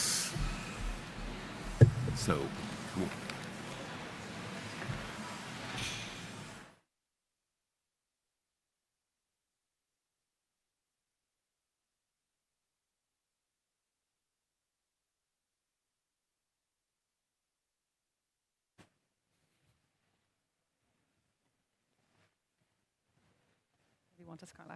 We can just take a...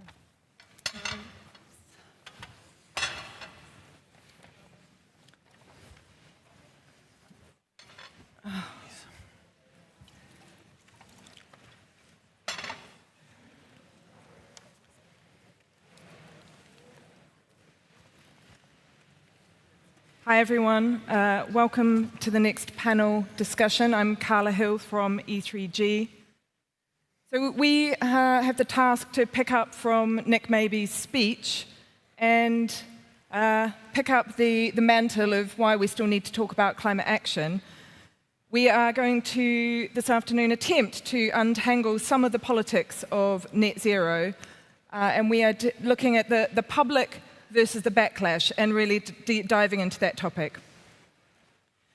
The politics is rapidly shifting in the general world, not talking about climate, but climate action must be delivered in that context.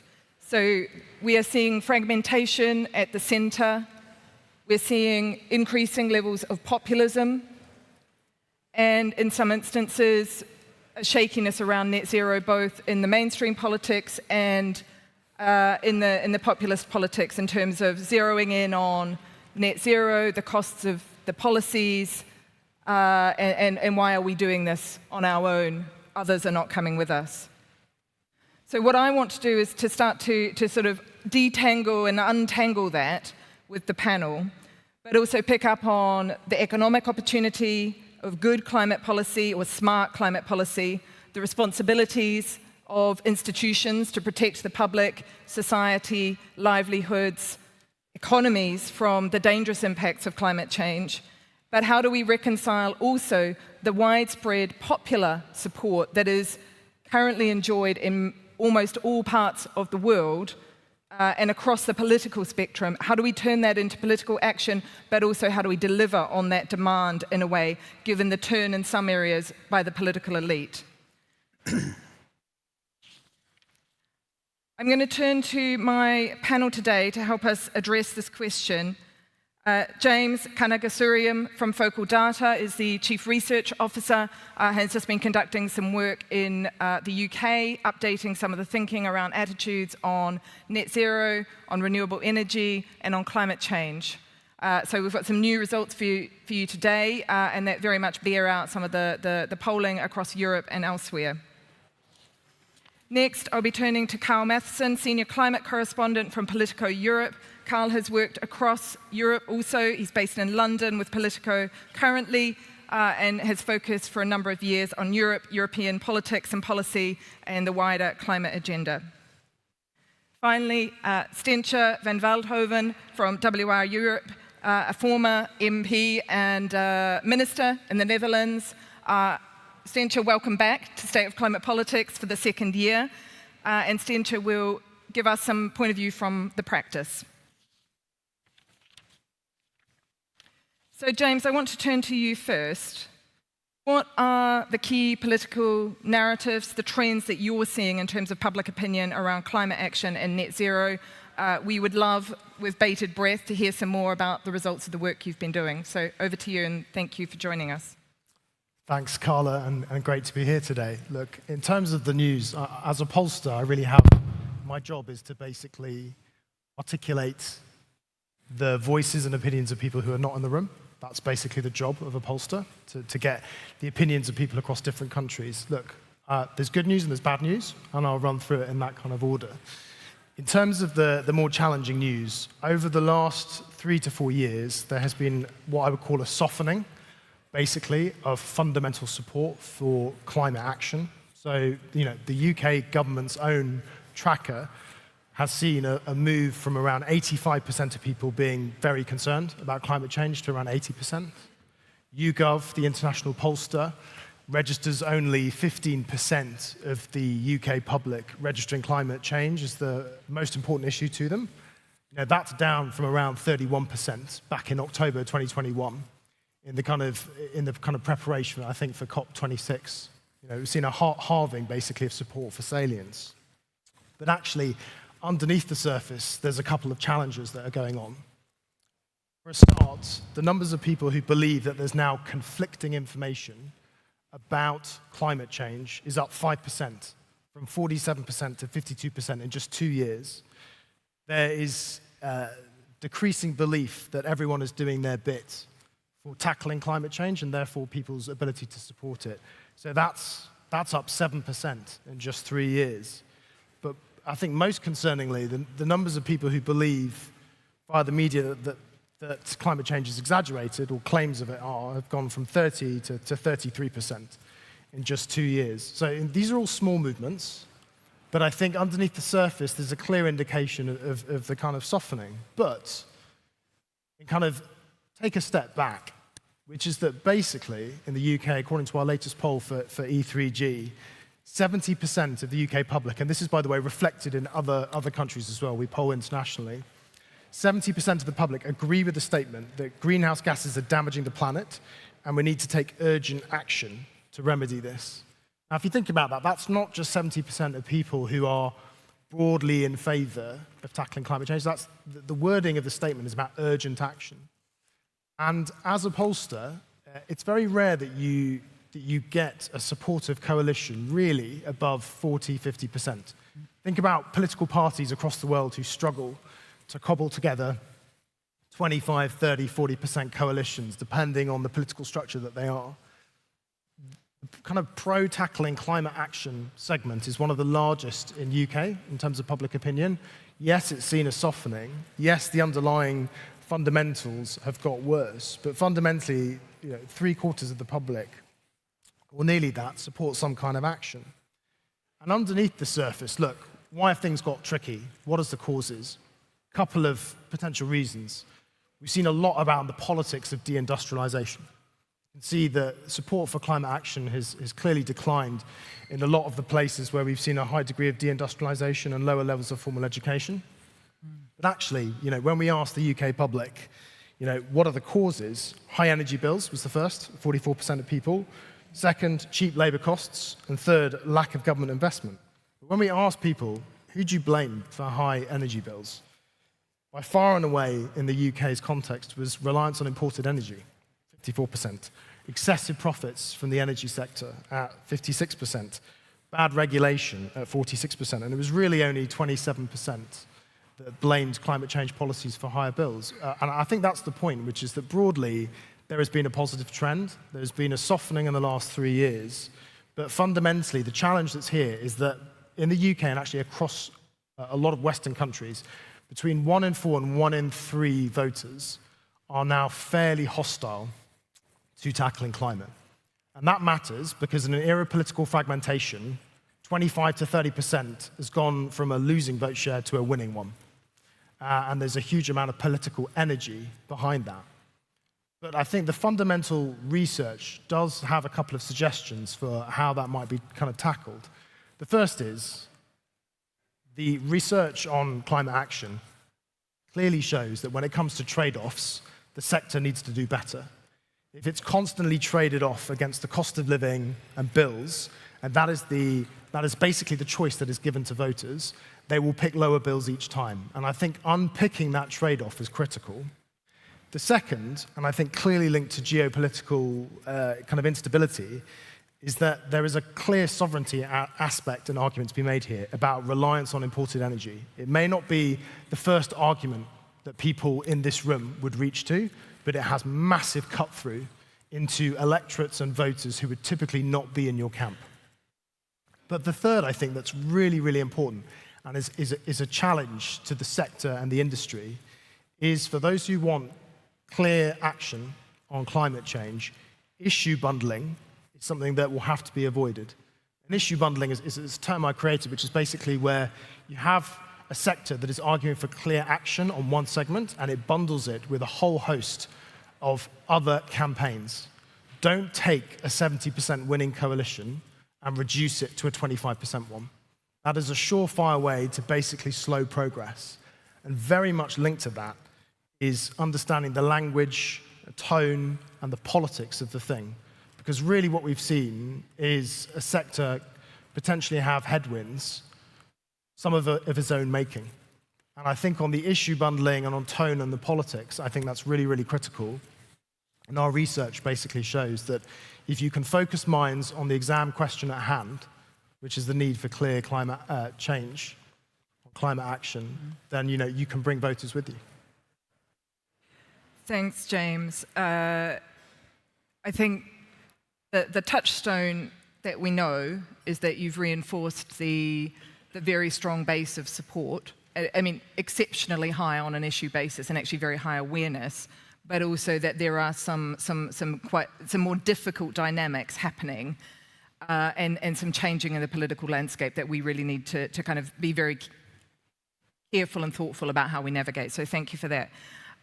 Carl, I want to turn to you around, just to come back and to sort of hone in, because you've done a lot of work around the kind of populist narratives in particular. What have you seen, particularly around net zero in the UK, Europe, but also beyond, where you're looking at it? And then I guess as a follow-up, because I think this is, in a way, an elite issue, but on the populists, you may disagree with me. But where is the media role and to a certain extent the political elite picking up this idea that there is a backlash? So untangle that for us, and what are you seeing on the populist side? So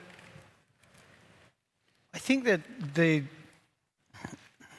thing that happens when you go out and actually talk to people that vote for populist parties, populist politicians around Europe that are hostile to this agenda is that you find that there's a lot more good faith than you actually might expect if you don't talk to these people.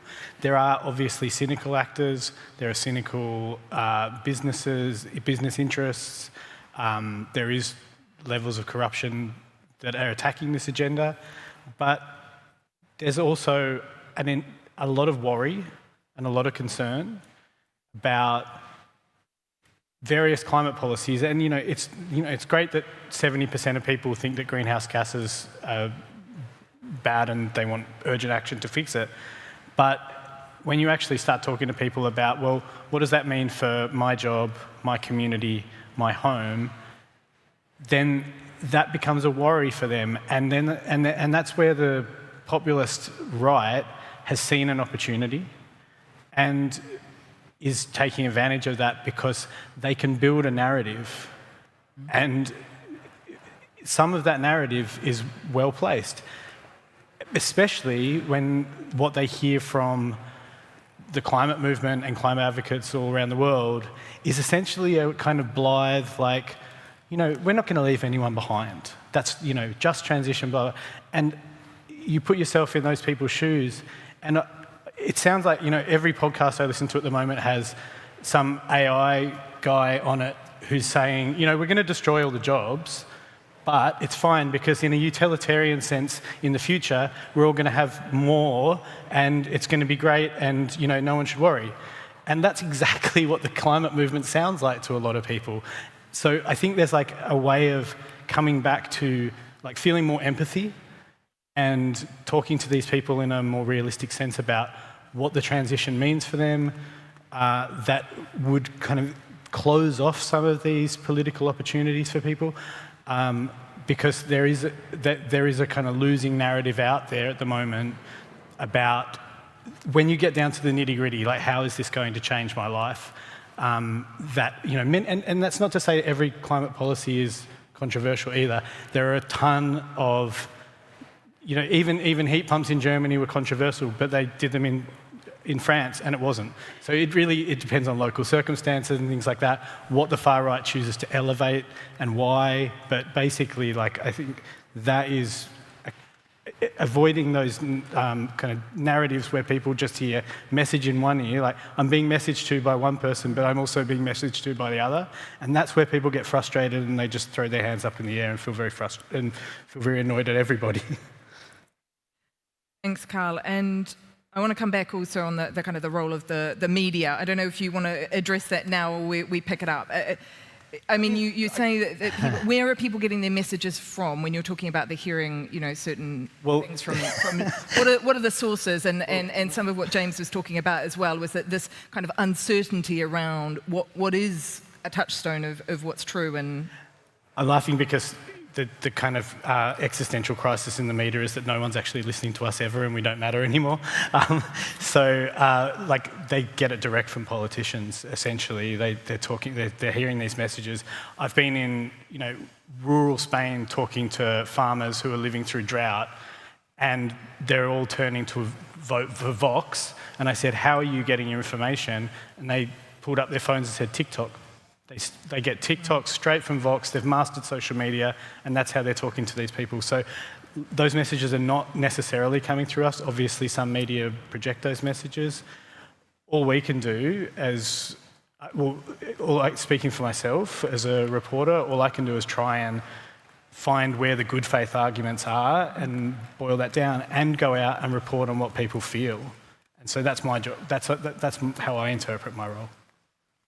Thanks, Carl. And Stencho, I'm going to turn to you to pick up. I mean, you have been at the heart of politics and policy making. You have worked in an environment that has certainly seen fragmentation, populism, and so on. So you have really been there and lived it. But how do we create consensus? How do we build the solutions? And to a certain extent, how do we navigate this current context that we're in?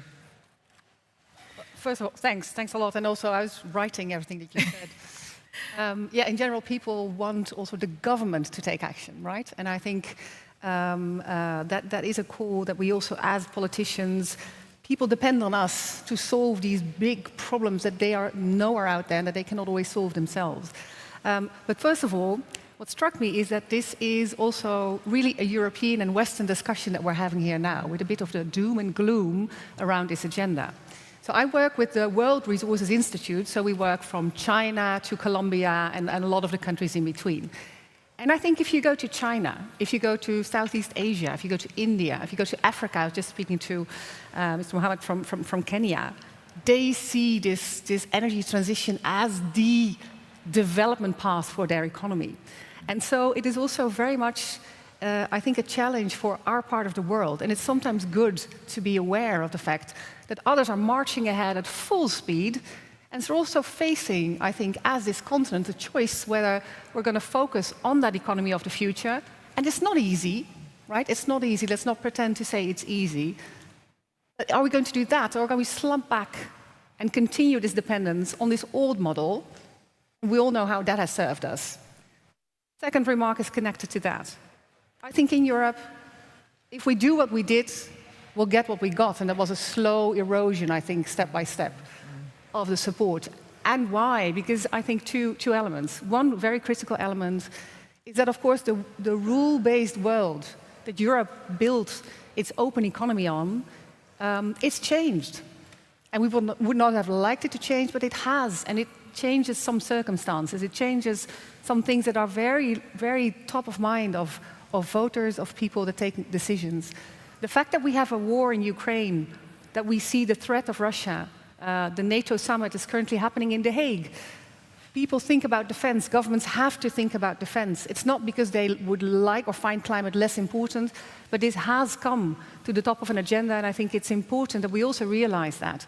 It may mean that people actually still feel exactly the same about the need to take urgent action for climate change, but that this war, this change also in the situation of America, our allies are no longer those that we could always rely on.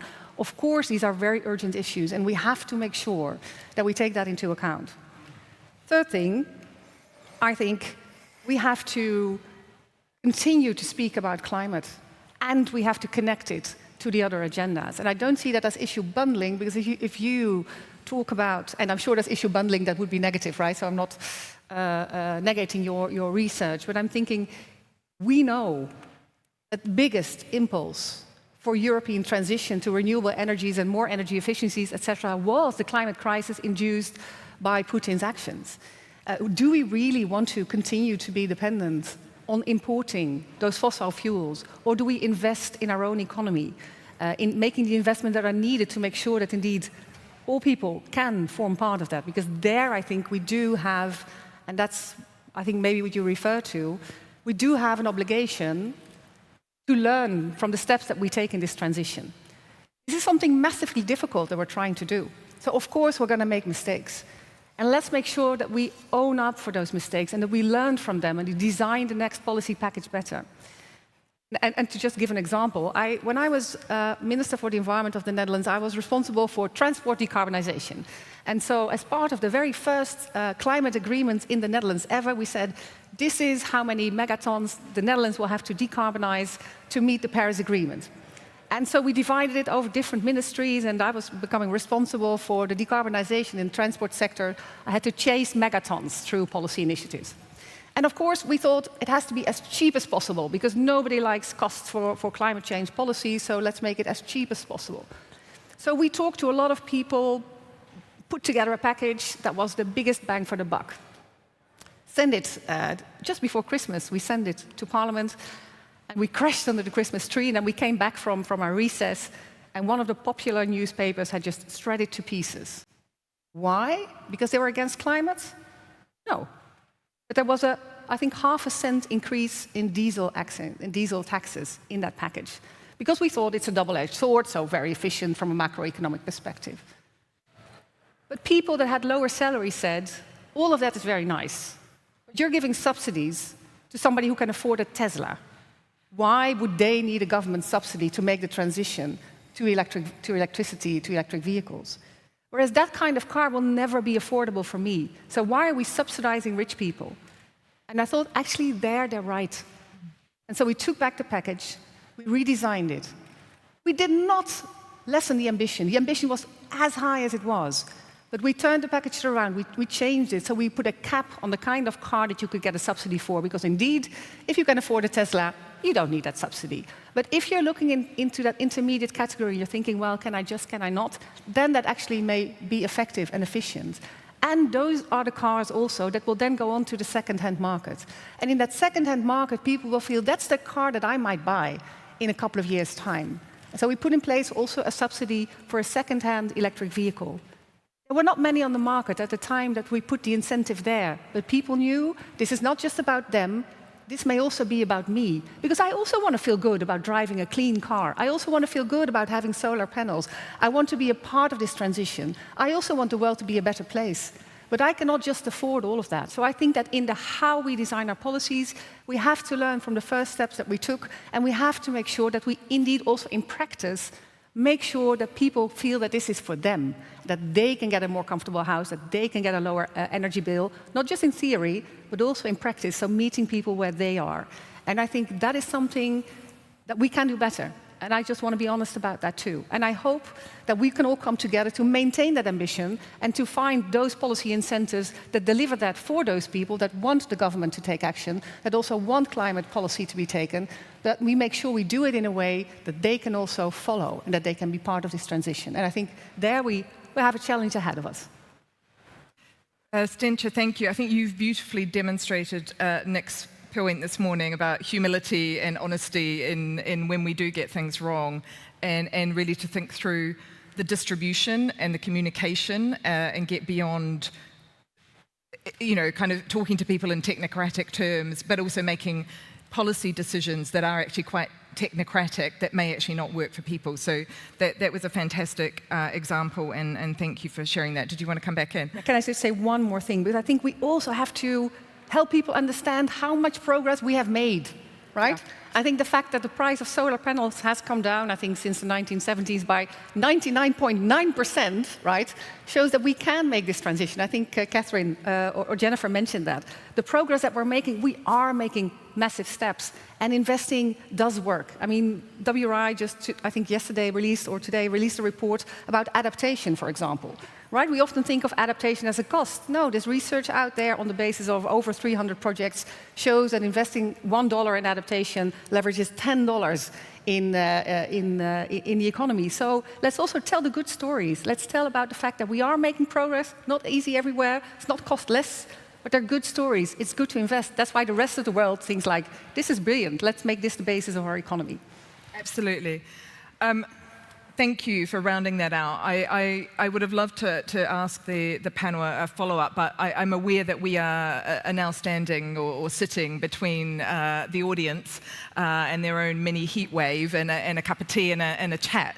So we're going to wrap it up, but I was going to say, I think we are at London Climate Action Week, and we are going out at Piccadilly Circus and around the Westfield with the message around don't tell me climate action isn't happening. And I think that reinforces two things, which is we do need to talk to people about it. We have this incredible level of public support that we cannot rely on forever, that could be at risk from these various different factors, but also that people want to know and they need to know to avoid the kind of spiral of silence, and we need to act on that political support that we have. So thank you very much to James, Carl, Stencher for joining us at State of Climate Politics Forum today.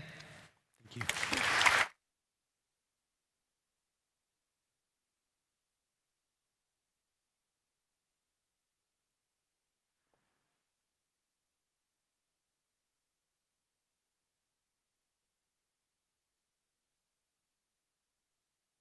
More coffee, more water.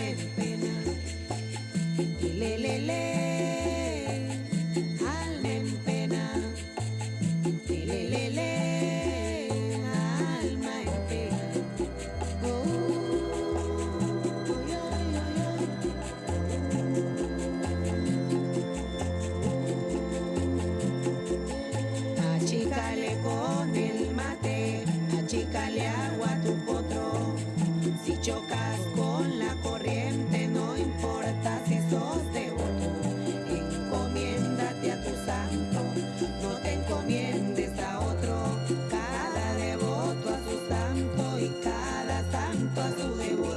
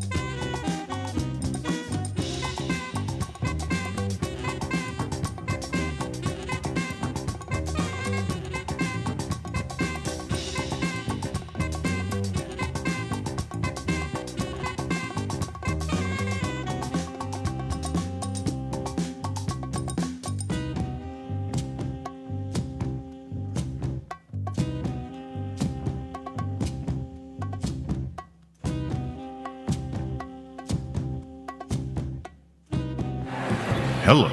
There we go. Welcome back. I hope you've had your coffee and water and are feeling refreshed.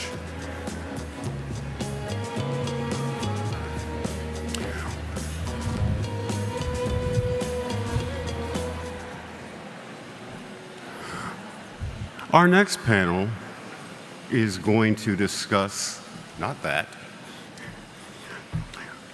a $1.3 trillion question, accelerating finance to EMDs. And my colleague, Rob, is going to tell you a little bit about a report that E3G has just released on that $1.3 trillion question.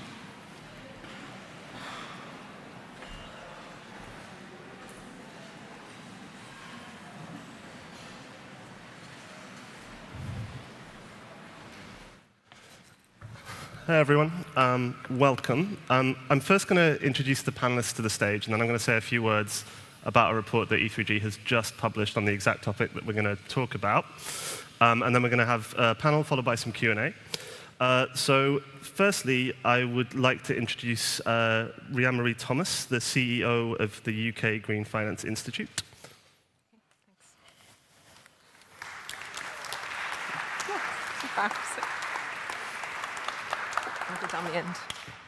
Secondly, Mafalda Duarte, the Executive Director of the Green Climate Fund.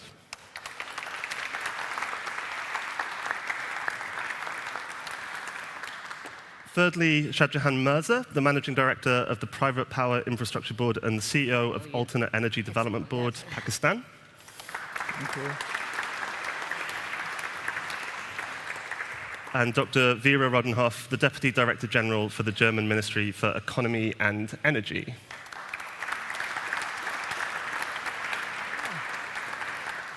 And you'll notice that we are currently missing Tatiana Rosito from the Brazilian Finance Ministry.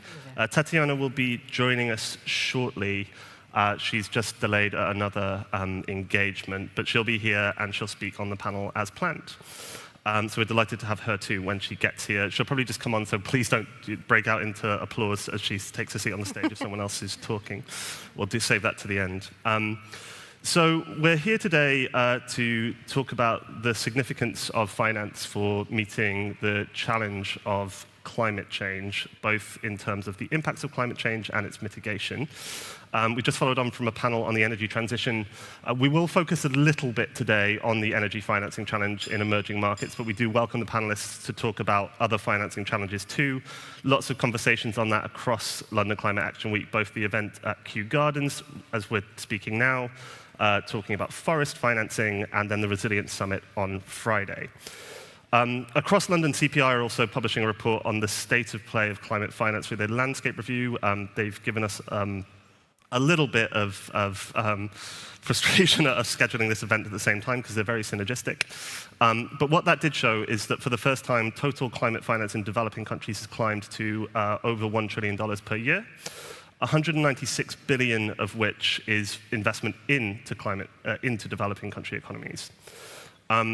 In parallel, last night, E3G published a report that set out our view on the different measures that we need to undertake in order to reach the financing challenge and reach the goal that was agreed at COP29 in Baku to mobilize $1.3 trillion in climate finance to developing countries by 2035.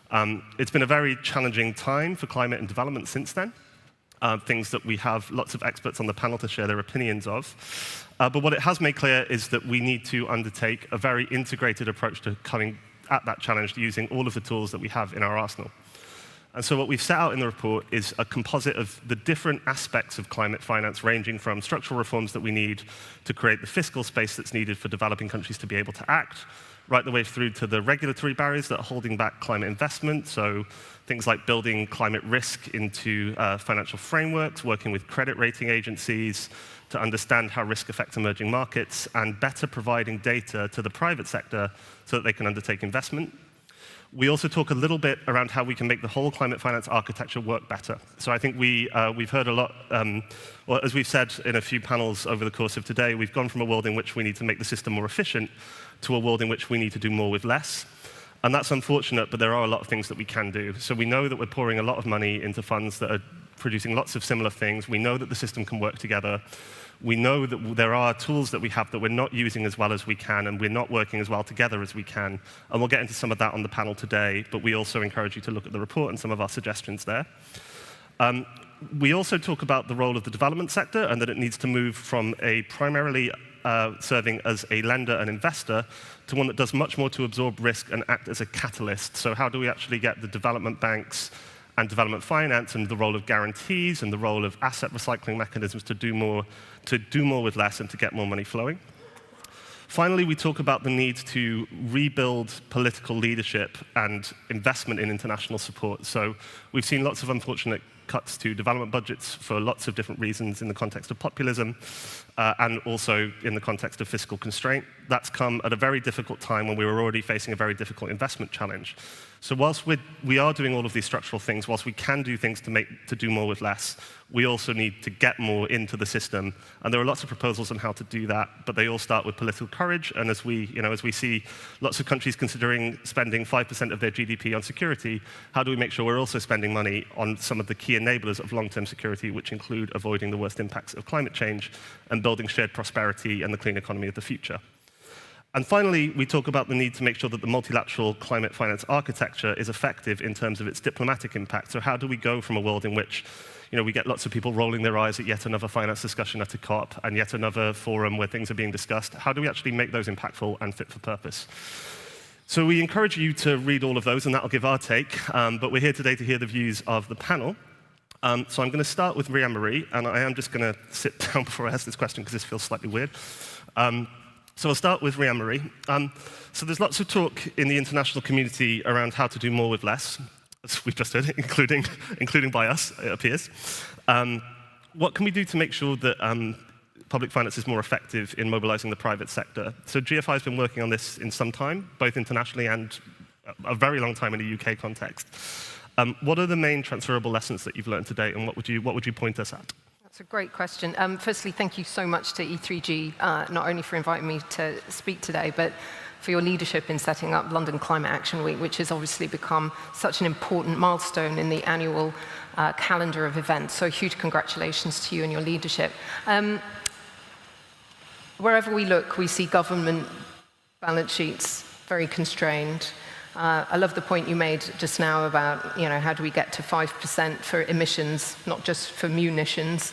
And one of the things that we do need to be looking at more carefully is, one, how do we actually, I'm going to die on the hill of saying guarantees, not grants. I've been saying it for 6 years. I'm going to keep saying it.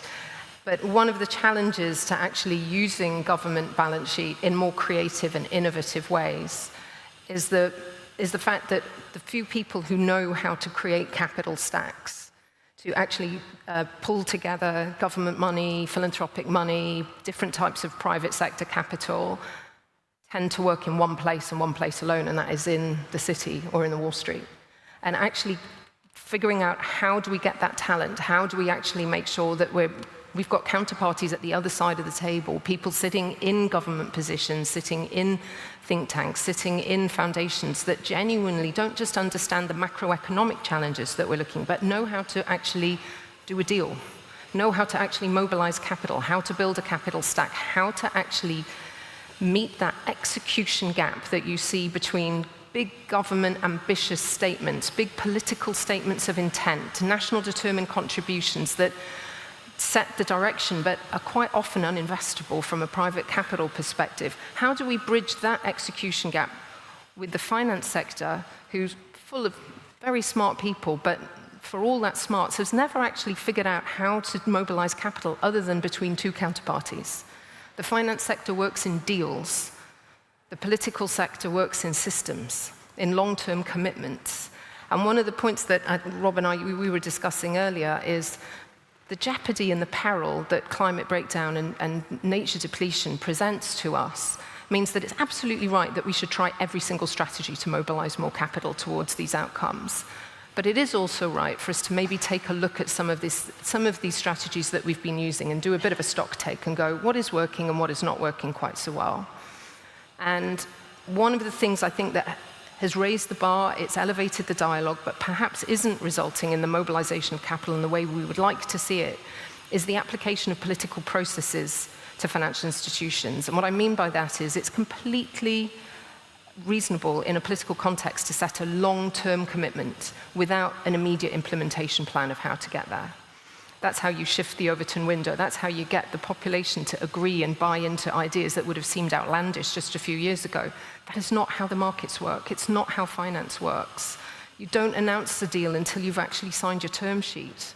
So maybe now is the time for us to actually flip that on its head and go, how do we bring financial deal-doing discipline into policy?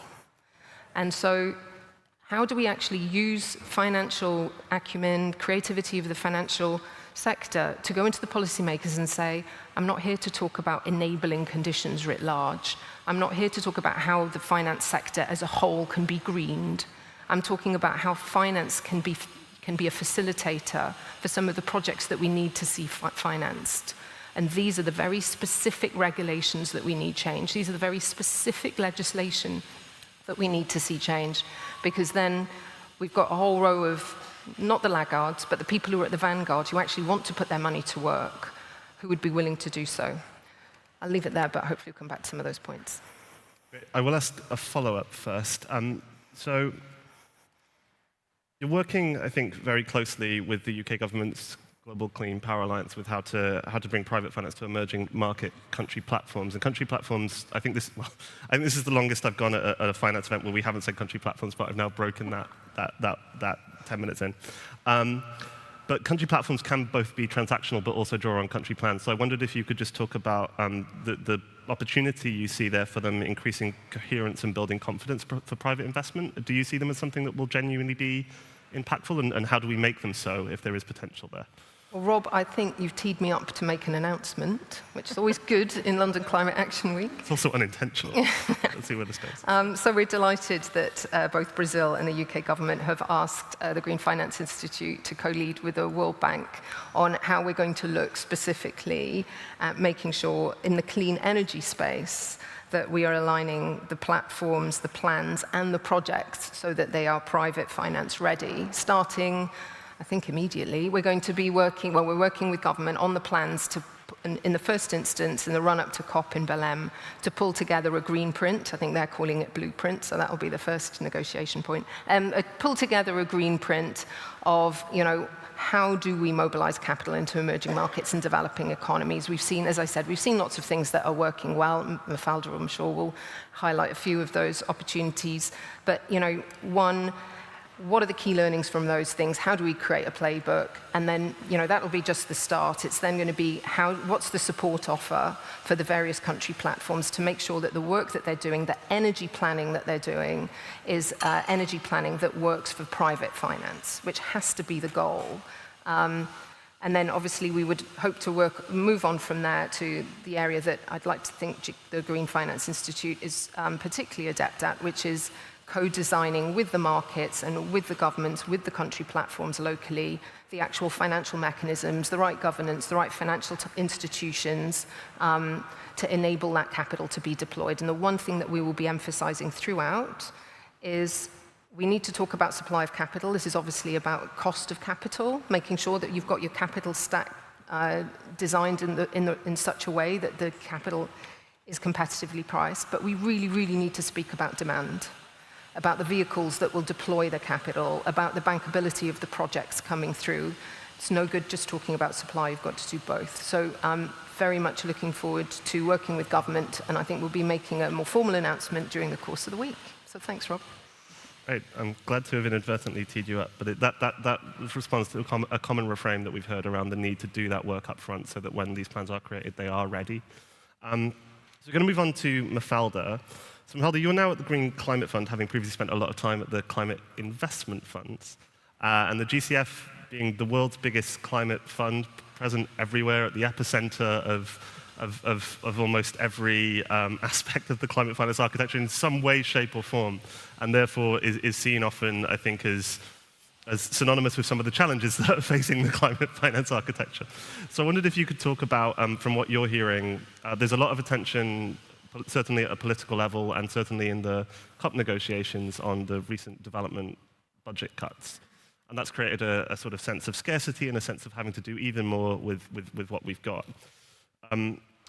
How are you seeing both the GCF and sort of your client countries respond to that? And what do you think should be the way forward in terms of some of the concerns we have over the pathway forward to scale finance for climate? Thank you very much, and a pleasure to be here with all of you in this beautiful building and beautiful weather in London. So let me start by saying that we are in very challenging geopolitical times, we all know. And as you've mentioned, we are seeing cuts, ODA cuts that also reach the climate agenda as well. Welcome, Tatiana. And this is happening at exactly the same time as the science is telling us. So recently, not that long ago, a few days ago, there was another article saying 60 of the top scientists warning us that we have 3 years of the current carbon budget. What does it mean? That if we want to get 1.5, and with the emissions that we have on an annual basis, we can only sustain 3 more years like this. And we also know that last year we surpassed 1.5 for the first time. So that's the conundrum and the paradox of the geopolitical times, is that on the one hand, we are seeing cuts when the agenda is as important as it has ever been. And to actually invest is more critical than ever. Because it touches on many of the things that we talk about these days when we are talking about geopolitical challenges: security, migration. So all of those, food security, energy security, water security, the climate agenda touches on all of these. And then, of course, the title is $1.3 trillion, which is related to the NCQG, of course. And we also have to understand, and again, I mean, I've said this a few times, it's difficult to get many people to understand we have to invest in developing countries. Because if we don't invest in developing countries, which is where most of the energy consumption is, where most of the population is, where most of the GDP is, where the most significant infrastructure gap is, and that is locked into carbon, high carbon intensive infrastructure, we are locking in investments for 40 years. So I think that's, I think it's always important to keep coming back to this point precisely because of the geopolitical times that we are in. So it is happening at the same time. And interestingly, what I also observe is that from the public opinion in many places, this is acceptable. And why is that? Because at the same time, we keep discussing this issue of how the system is not fit for purpose, and how the climate finance architecture is not fit for purpose. And there's a lot of wastage in the system, and there's a lot of inefficiency in the system. And that's true as well, that we have to reform the system, and I'll come to what we are doing in GCF, and there is ample space for the institutions to become more efficient, and for us to be much more responsive as a system to the challenges of developing countries. But we have to do both. We have to fix that and raise the ambition on the finance. It's not allowing the argument that because it's not efficient, we are lowering the ambition. So with that, so you're coming to the Green Climate Fund. We took on this challenge. So we set, in 2023, we said, this mechanism, because of its centrality in the system, because it's basically a catalyst and enabler of the private, and just to give a sense, we have more than 130 entities we work with, from governments to MDBs to other IFIs to private sector. So we basically said we need a fund that is fit for purpose, efficient, focusing on the most impactful things, and equipping the organization basically to deliver much larger scales, because that's what the system needs. We need several of the institutions to be thinking hard, how do we equip the organizations to be able to deliver at a very different level of efficiency and the greatest impact. So, I mean, Rian was talking about private sector. This is a space that GCF is also very unique in this system or architecture, as we call it, because we do deals directly with private sector and different types of private sector, from equity funds to commercial banks. And so we have been operating in three main vectors in terms of mobilizing private sector capital. Is domestic capital, creating new relevant financial institutions, for example, creating new green businesses or enabling businesses to grow through our equity portfolio. We have a very significant equity portfolio, $2 billion. And then the institutional capital as well. A lot of conversation around unlocking institutional capital. So as an example, listed here in the London Stock Exchange, the Green Guarantee Company. So this is a financial institution to enable the issuance of green bonds in developing countries.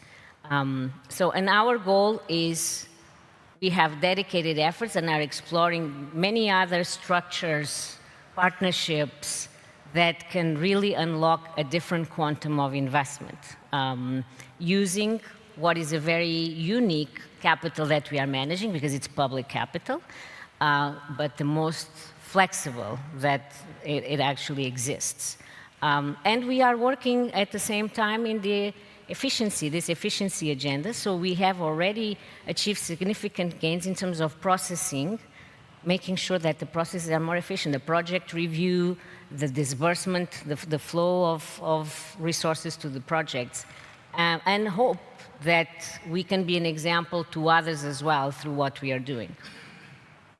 Great, thank you. And just very briefly as a follow-up, so when you were at the CIFS, you also played a really big role in driving forward over a long time. It took many years to agree. The Clean Technology Fund's capital markets mechanism, which is also listed here in London along with the Green Guarantee Group. How scalable do you see that model? Is it something that can be replicated elsewhere? We're also seeing a lot of proposals from the MDBs, including the Inter-American Development Bank, to do more in terms of asset recycling. There's a big push to use more to bring investment forward, especially for energy. And I just wondered if you could briefly touch on that and if you see that as having scale potential. I mean, that is one, yes, as you said, it took a long time. It took longer than it should have taken for various reasons. But, it's part of, now, as you said, other efforts, similar efforts, is this question which policymakers, politicians, and others keep coming back to. How do you make the most with the capital you have? How do you manage effectively the finances that you have? And I think, this is also the topic of the MDB reform. How do we unlock more investments by managing those balance sheets more efficiently? So it's part of the same premise. In some cases, some approaches will work better. In other cases, other approaches will work better. We will explore what are the relevant approaches for the Green Climate Fund in the understanding that, MDBs are different, the Climate Investment Funds is different, GCF has its own mandate and portfolio as well. But I think the key premise is that we should take on the responsibility to assess, are we managing these resources in the most efficient way possible? And if not, what is it else that we need to do? Because every dollar counts. We are running against time. So I come back to the urgency of the problem. Every dollar counts. Yeah, I think we're hearing that more and more. We were already hearing it a lot, but we're hearing it more and more. So I'm going to turn next to Shah Jahan to bring in a perspective from those actually trying to attract finance for national action in their sort of own economy. So Pakistan's made enormous progress on clean energy deployment in recent years. You've got a target for 60% of renewables by 2030. And a lot of your job is trying to attract private finance for that, and we'll get to that in a moment. But firstly, it would be good to just hear from you how important in the current context international public finance is for scaling down fossil fuel use, and how you see the best use of that within your context. Thank you very much. It's a pleasure to be here. Actually, the Pakistan government in the mid-1990s decided that we are not going to put in any more public fund into the power generation sector. So The government still stands by that, and the result is that today over 62% of our power generation capacity is in the private sector. And the public sector only owns the large hydro dam where water storage is required and the hydropower is associated, and some of the nuclear power generation we have. So government has stood by that. In terms of attracting investment and what we are looking here, the target of $1.3 trillion, I think we talk about the government guarantees and we talk about the government concession. I think this is a very common limited recourse financing model on which Pakistan has worked, that government of Pakistan is giving sovereign guarantee in case of default by the power purchaser or in case of default by the service buyer, which is sometimes power purchaser, sometimes it is the transmission line utility. So we are still working with that model. But the success is, if we look at, we have always been talking about with this 1.3 trillion about the external and international sources of financing.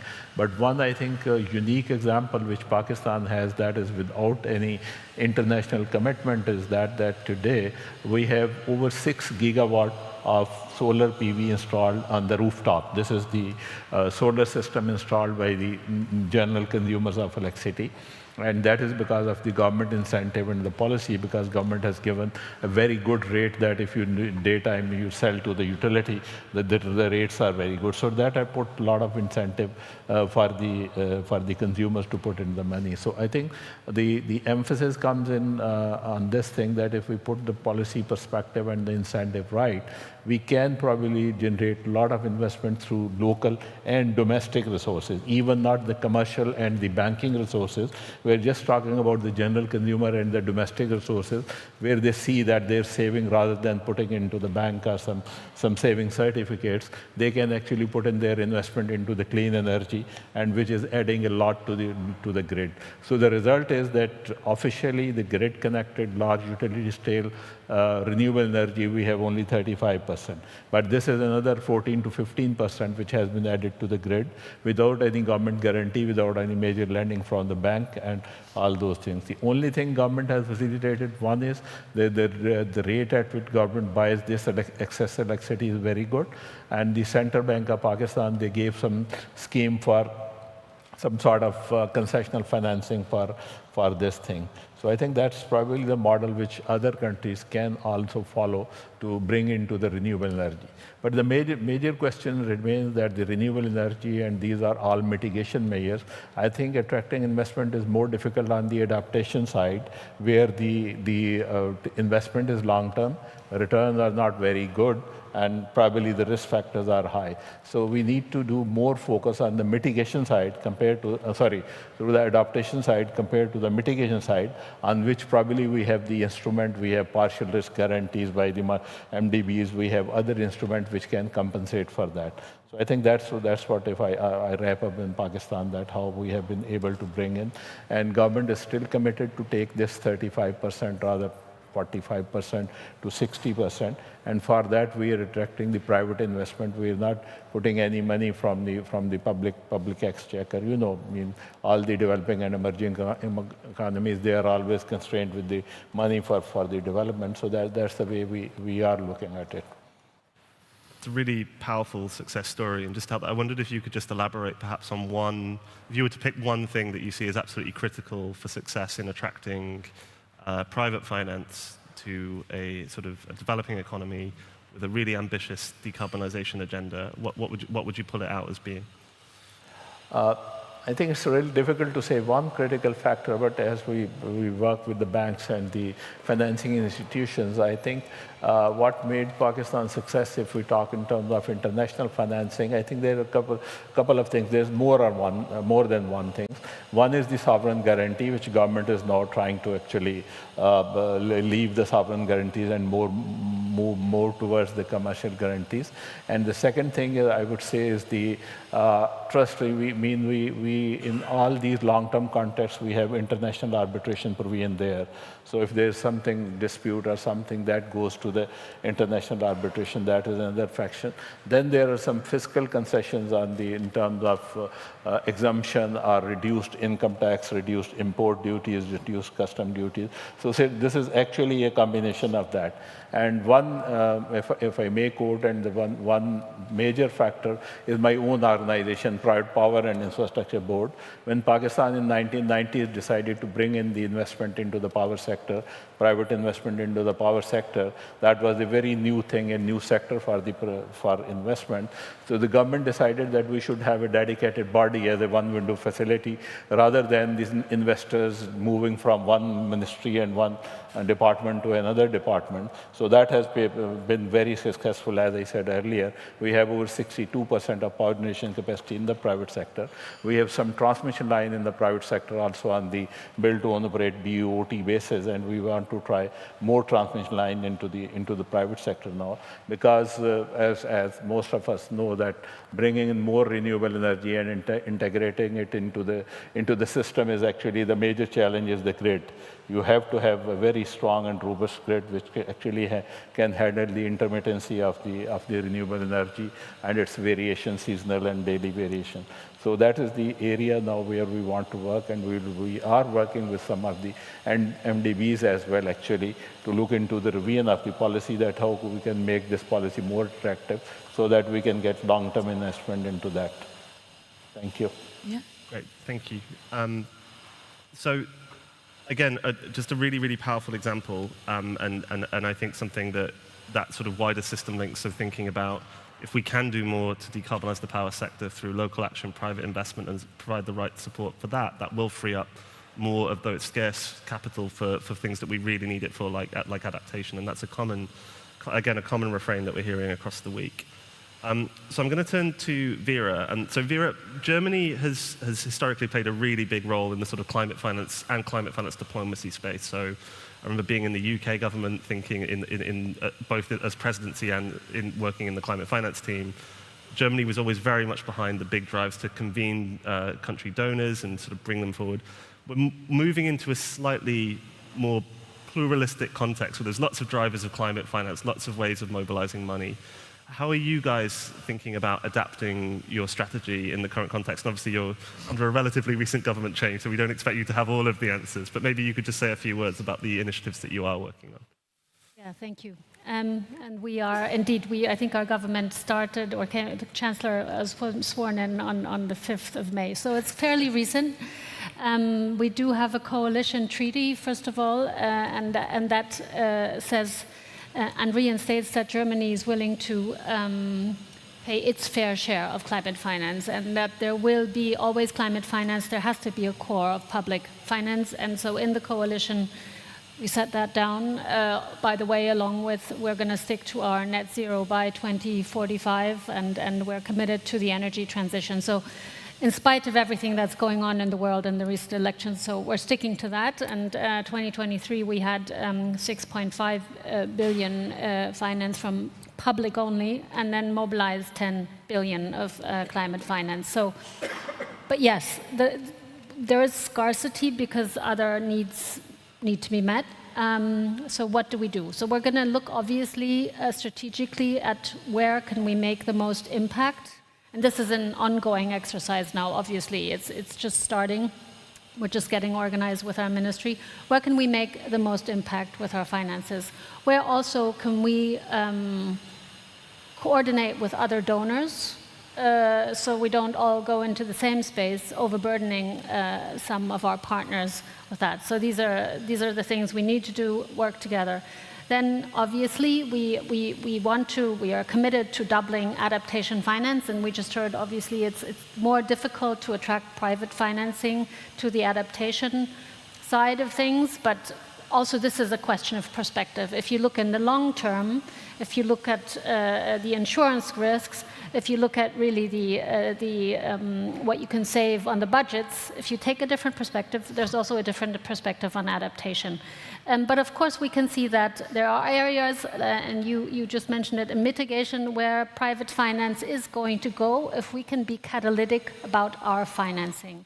So we really need to address the barriers, and we have to look at the instruments with which we can do that. So one instrument that we've looked at fairly recently is green guarantees to take off the risk of finance going into mostly the developing countries where it should be going, where the money is there. The investors are just not going to the global south, if you still want to call it that. So what can we do? We'd want to address the real and perceived risks. Now, one thing, just in response, one thing that needs to be there, obviously, are the enabling conditions. And so just also in response to Rihanna Marie, this is government work. We partner with countries on the enabling conditions. They do have to be right. But if we are getting the enabling conditions right more and more, then why still isn't private finance going there? And the Green Guarantee Group, which we kicked off, will actually, it's a work of experts. There's a wise persons group also, and we have developed with this wise persons group some recommendations which will be presented next week at the Financing for Development Summit in Sevilla. So I can't really go into it because it would be a little bit of a sneak preview.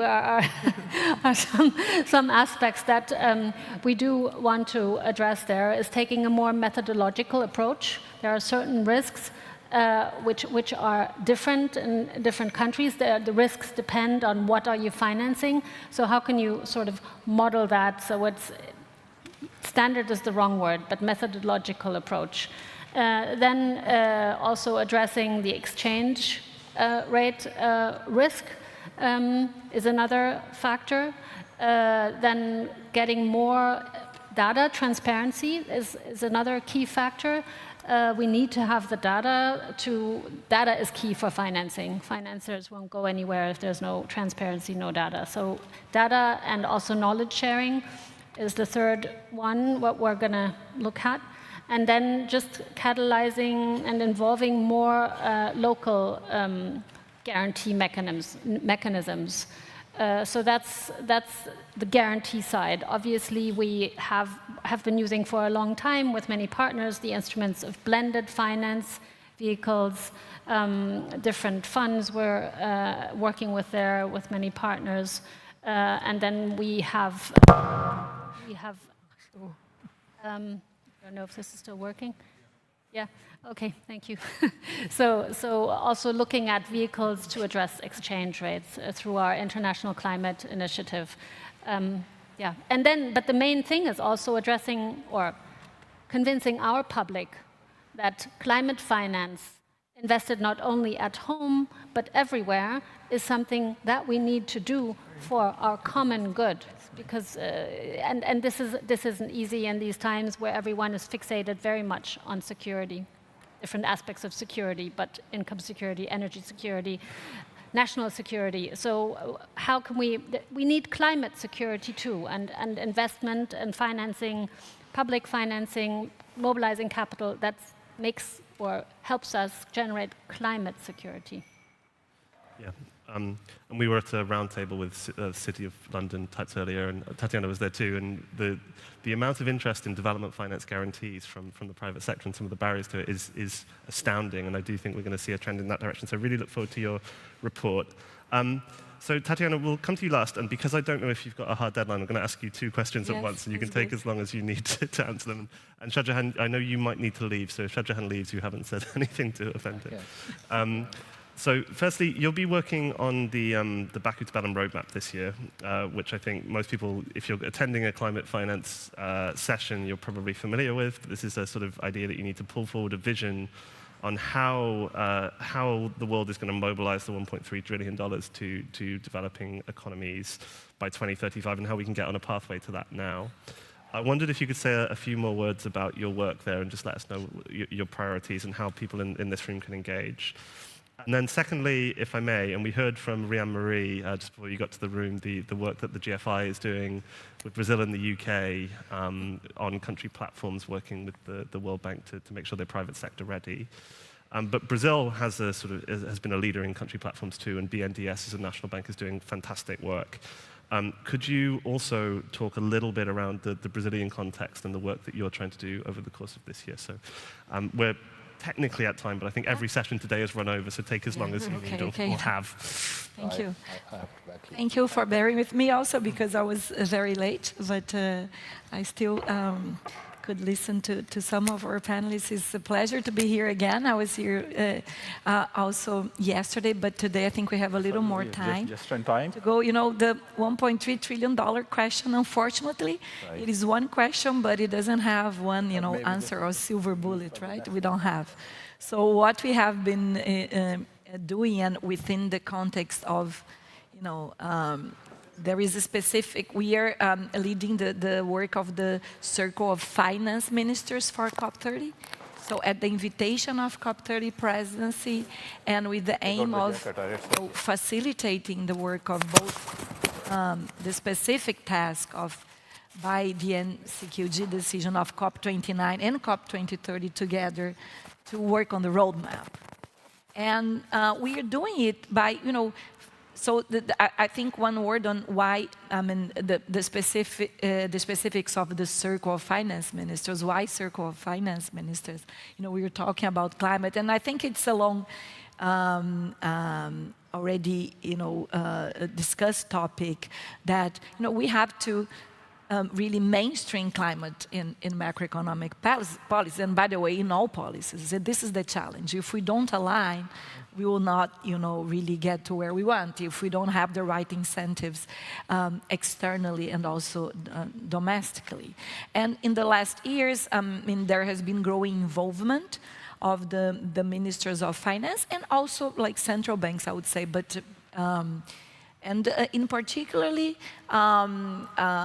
in last year, we have worked at the G20 presidency with, you know, some important initiatives like the TF Clima, where we had I mean, the Sherpa tracks, the ambition of the climate, you know, negotiators, and the finance track coming with the means to get us to these ambitions. We already had actually a COP30 in mind, you know, so we were lucky to have, you know, the G20 and the COP30 this year, and then have been able to work with partners. And this is important because a lot of the levers that we have to pull for climate finance, they are within the hands of finance ministries or regulators, right? So we have, and more than that, I have been really trying to emphasize the issue that it's really, we are talking about, it is a, you know, civilization, you know, human, it's a great challenge for human civilization, climate, but it's also, you know, especially in terms of allocation of resources, it is a problem for also economics in its broadest sense, I think, the greatest challenge that we have, you know, faced.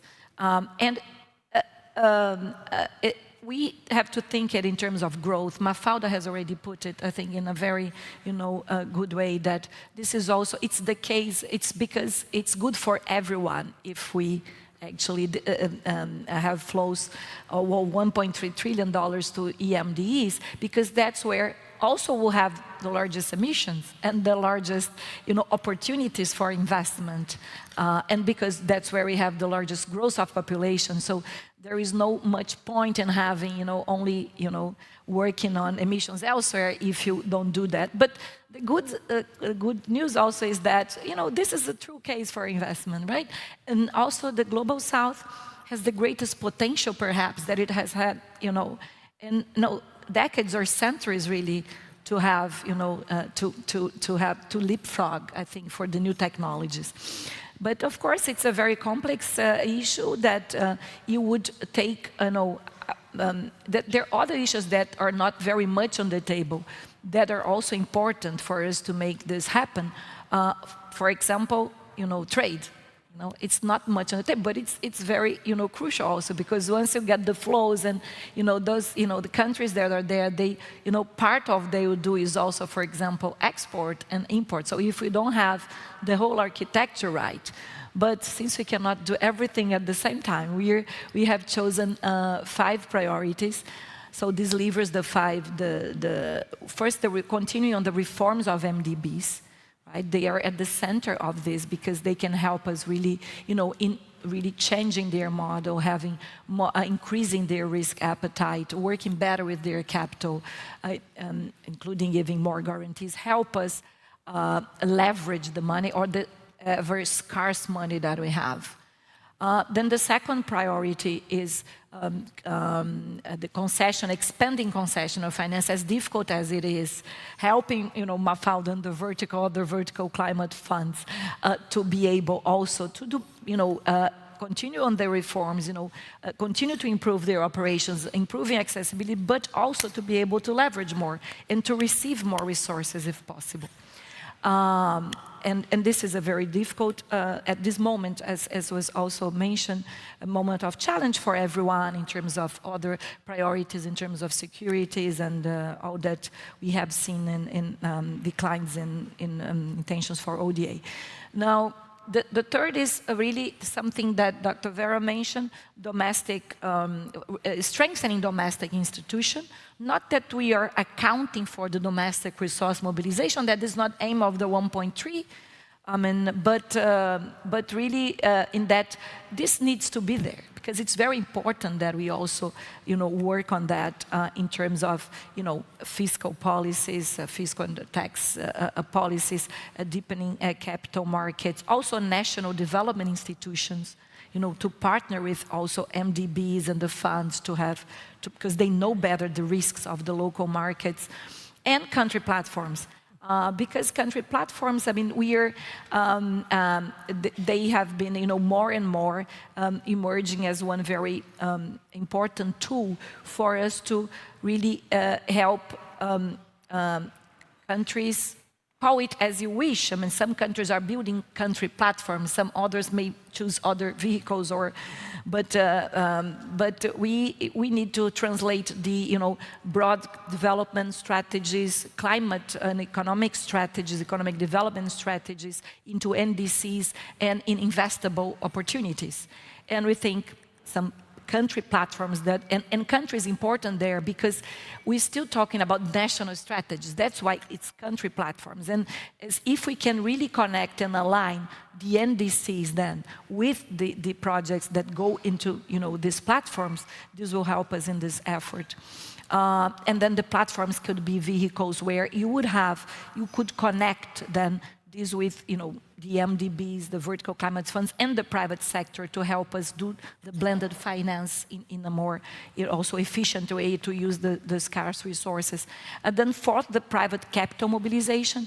It's also, all the priorities are very interconnected. We cannot think of one without the other, right? So private capital mobilization also depends on new instruments, but it depends, it could gain a lot from, so not only improving and scaling up new instruments and like, not, let's say, new, but maybe innovative in the way that we do them, like guarantees, and new first loss guarantees, securitization mechanisms. There are very good proposals on the table so that we can better let financial institutions, including MDBs, securitize their assets, free their capital to lend more, but also to maybe tailor instruments like for example, for institutional investors that they're more risk averse. They would like to buy more, sort of easier, simple instruments. And finally, also the regulatory, issues with going, pushing ahead, like interoperability of taxonomies for aligning flows, also the carbon markets, continue the work that has been done globally and nationally, including for compliance markets, and prudential and supervision legislation. Last word, I've spoken too much on the country platforms I mentioned already, and we are calling the Brazil platform that we launched last year at the annual meetings with the help of GCF. It was crucial, and other partners, as GFANs also and others, and as you mentioned, also the GF to help us build this. But it's very much based on these principles of country ownership, of connectivity, flexibility, and translating our national climate plans into these investable opportunities. And so we are It has already over 15 projects with over 22 billion in investments that we are trying to, basically de-risk. Those are mostly, we put there the innovative technologies where we need their higher risk. And this is, I think it could also be an inspiration for other countries. We are very much hoping to also showcase these efforts and also partner with those that want. Thank you. Thank you. It's almost like everything you're trying to achieve in the roadmap in microcosm, so all of these interconnected things coming together. We've had a really wonderful panel, expertise from across the finance value chain.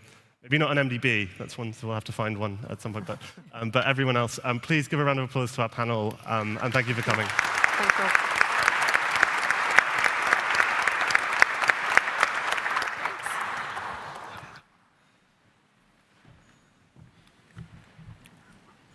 I know it's hot, and that's perfect because if you stay with us, we have a reception afterwards, so you can cool off there.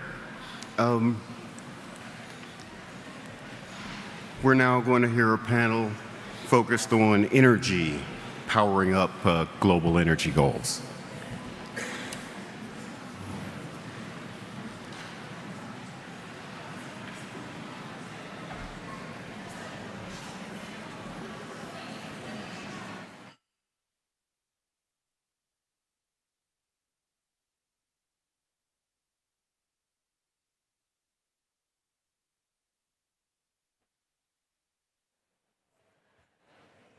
Right. Do you want to come onto the stage? Yeah. Do you want to come on? Yeah.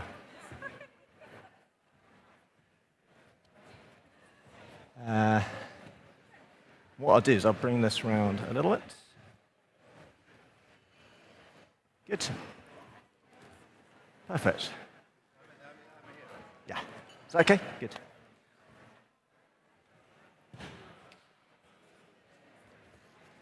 There we go. Jolly good.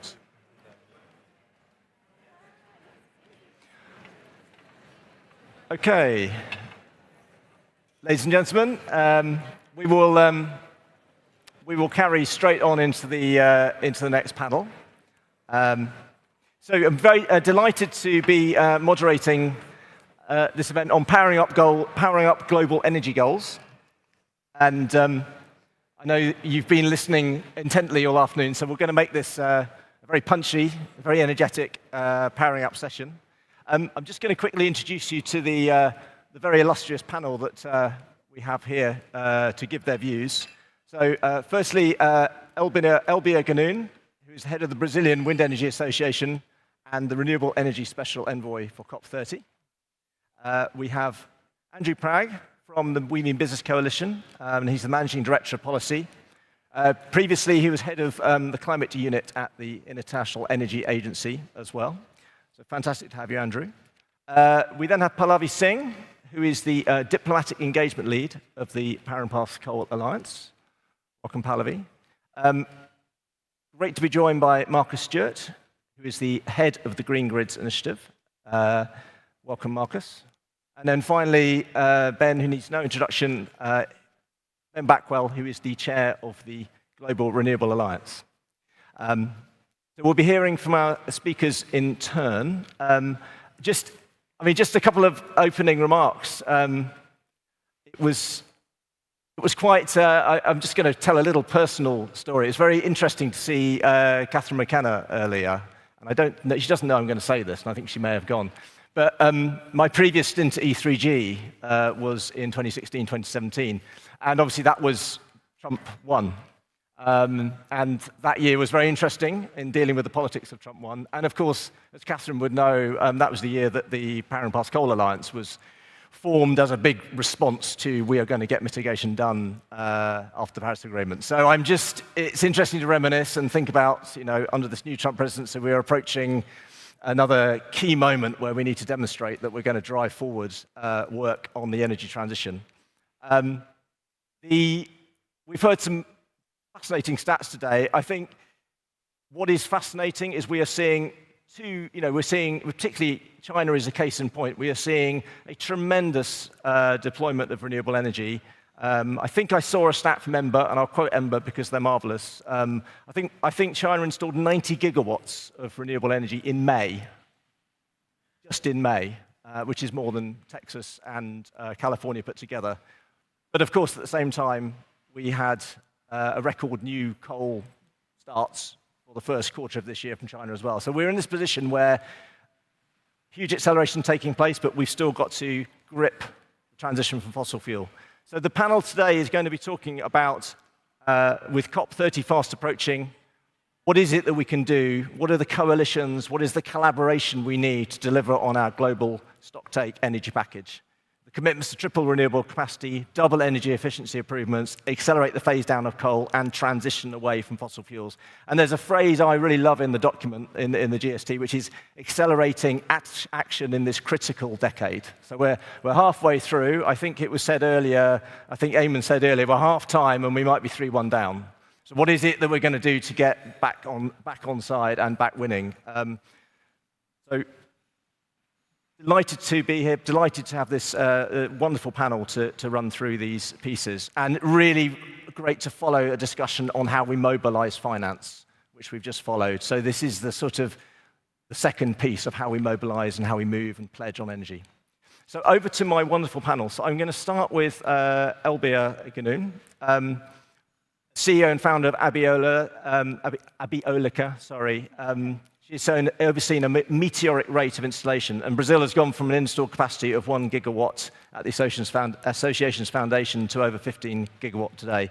And she's here to tell us a bit more about her aspirations and visions for COP30.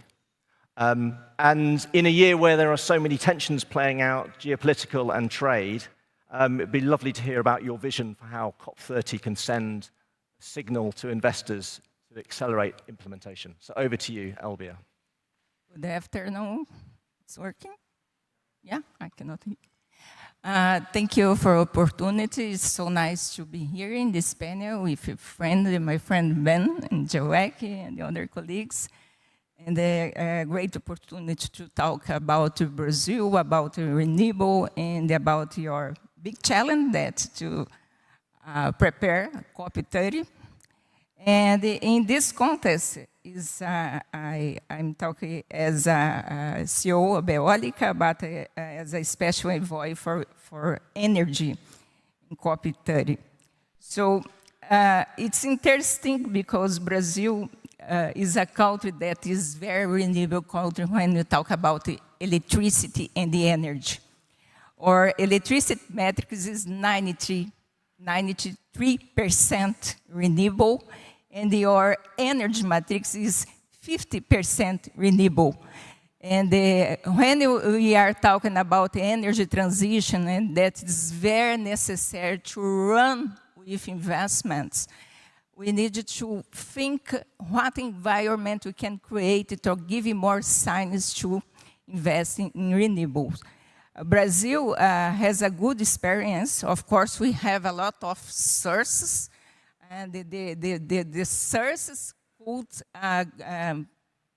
give us in this place in the last years. For us, energy, renewable energy is definitely a business. And I believe that the main point for the general word for global economy is about how we can transform energy transition in business. Better than this, in a good business. I believe that when we find the way to give the right sign that investments in energy, renewable energy is a good business, we will get it the way faster than we are going. In the last years, we see that in despite of a lot of objectives that we have, we cannot find the right way. Then I think in COP30, we are working now in discussion with the private sector, discussion with government, what we can put in discussion. And the first thing it's necessary to create a regulatory environment for this. We know that there are some countries that there are very clear regulatory framework, but there are other countries that need to improve the regulatory frameworks.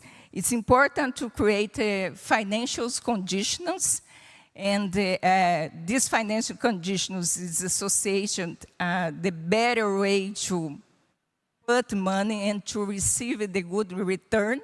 We know that there are sectors like oil and gas, and the return is very high, and then how we can create the same sign for investments in Brazil.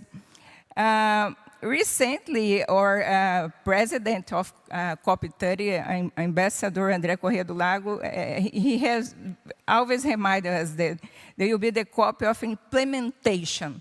To implementation, decisions that until now, since we start to discuss climate change and energy transition, but now it's necessary to engage in society, to engage investors, to engage consumers for act. And the point is exactly how we engage in these actors in the global economy. Then for us, it's important to show that investments in renewable can be security investment, can give a good return, and it's a very prosperity, not only in terms of environment, but it's prosperity in terms of investments.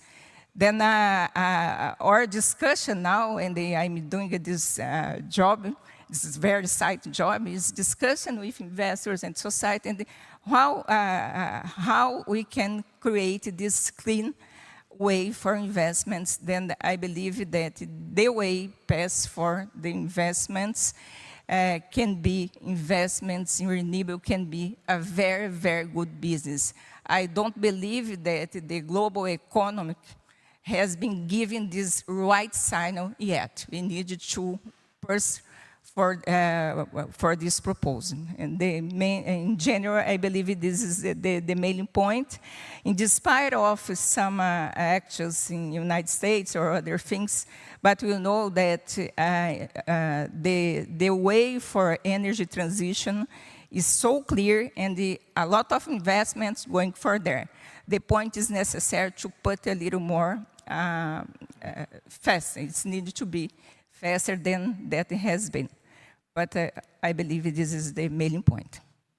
Thank you so much. And so that message of making this a good business, you know, and ideas about how we're going to make that enabling very much stronger, and you know, perhaps related to the very sort of concrete ideas that were laid out last week around the action agenda and how that's going to be driven forward for the different sectors. So thank you for those opening remarks.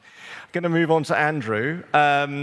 As I said, as Managing Director of Policy at the Green Business Coalition, he's going to be talking about some of the work that they've done lately, in particular polling around business attitudes and what business is looking for, and you know, particularly against the backdrop of some of the mixed messages that we've been perhaps getting from the US administration and other voices this year. So how does this compare to what you're hearing from business leaders and sort of wider market trends? Over to you, Andrew. Thank you very much, Matt, and thank you for the invitation to be here at this such a wonderful event again this year. I must say it's quite intimidating having these statues staring at us from the wall. It's more intimidating than the real audience. But yeah, so maybe just quickly first, what is the We Mean Business Coalition, in case you don't know us? We are an international NGO working with the most progressive business organizations working on climate change, and founded now 10 years ago before the Paris Agreement as a way to just bring together the voice of ambitious businesses trying to move forward the agenda on climate change because they see that as part of their business case and their transition. So through our networks, we now count around 20,000 companies. So it's quite a wide business voice across different sectors.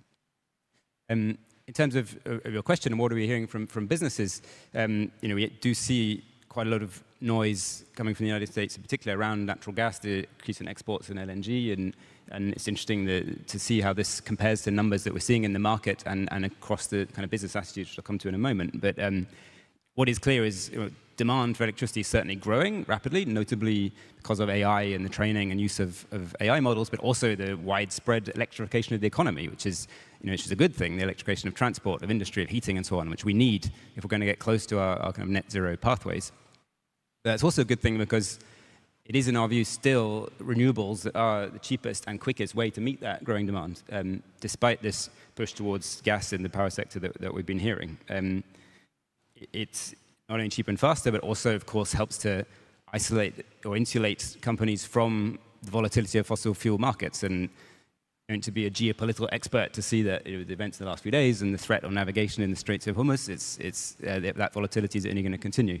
And with moving towards gas infrastructure, really locking in infrastructure for time to come. But what we're seeing in the numbers, first you touch on the market numbers, and then this important point around the business attitudes we're seeing. I mean, when we look at last year, clean power was already 40% of power generation globally, and solar PV alone was added twice as much as any other power generation source, and 4 times as much as new gas power generation. So that kind of snapshot in time already shows that the market is choosing renewables there. When you add to that the trend we're seeing in prices, so solar and wind and batteries price declining, you quickly get into a model where gas becomes uncompetitive, especially where countries are dependent on LNG with its gasification, regasification costs, its environmental risks, and again, this volatility. So we see quite a positive picture there, and even looking at emerging economies and developing countries where this question of speed becomes important, because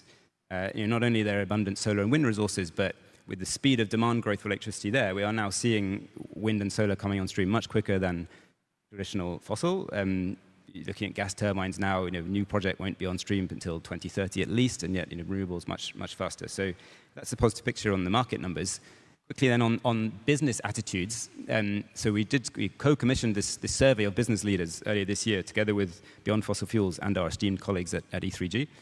1,500 business leaders across 15 countries, and what that showed is quite striking results. Firstly, 97% of these business executives want to see a quick transition towards a renewables-based system. So it was almost unanimous. And around half of them wanted to see that happen within 5 years, which is not even one business cycle. So incredibly bullish, fast message coming from there. What's interesting about the gas question is when you zoom in to ask them how they want to see that transition happen, 2/3 of them said they want to see a transition from coal-based systems directly towards renewables with reinforced grids and storage, and not see gas as a transition fuel because of the risks of volatility and the lock-in I mentioned earlier. So that even held up talking to business people in currently quite gas-reliant countries like Mexico, Japan, Italy. So that was, again, striking message from businesses just getting on with this in terms of business case. Interesting also when we asked them why it is they want to see that rapid transition, it was very sort of hard-nosed business reasons that came back at us. So 75% wanting to see it for improved energy security amongst their own businesses, and 77% saying they saw it as increasing economic growth and good for their competitiveness.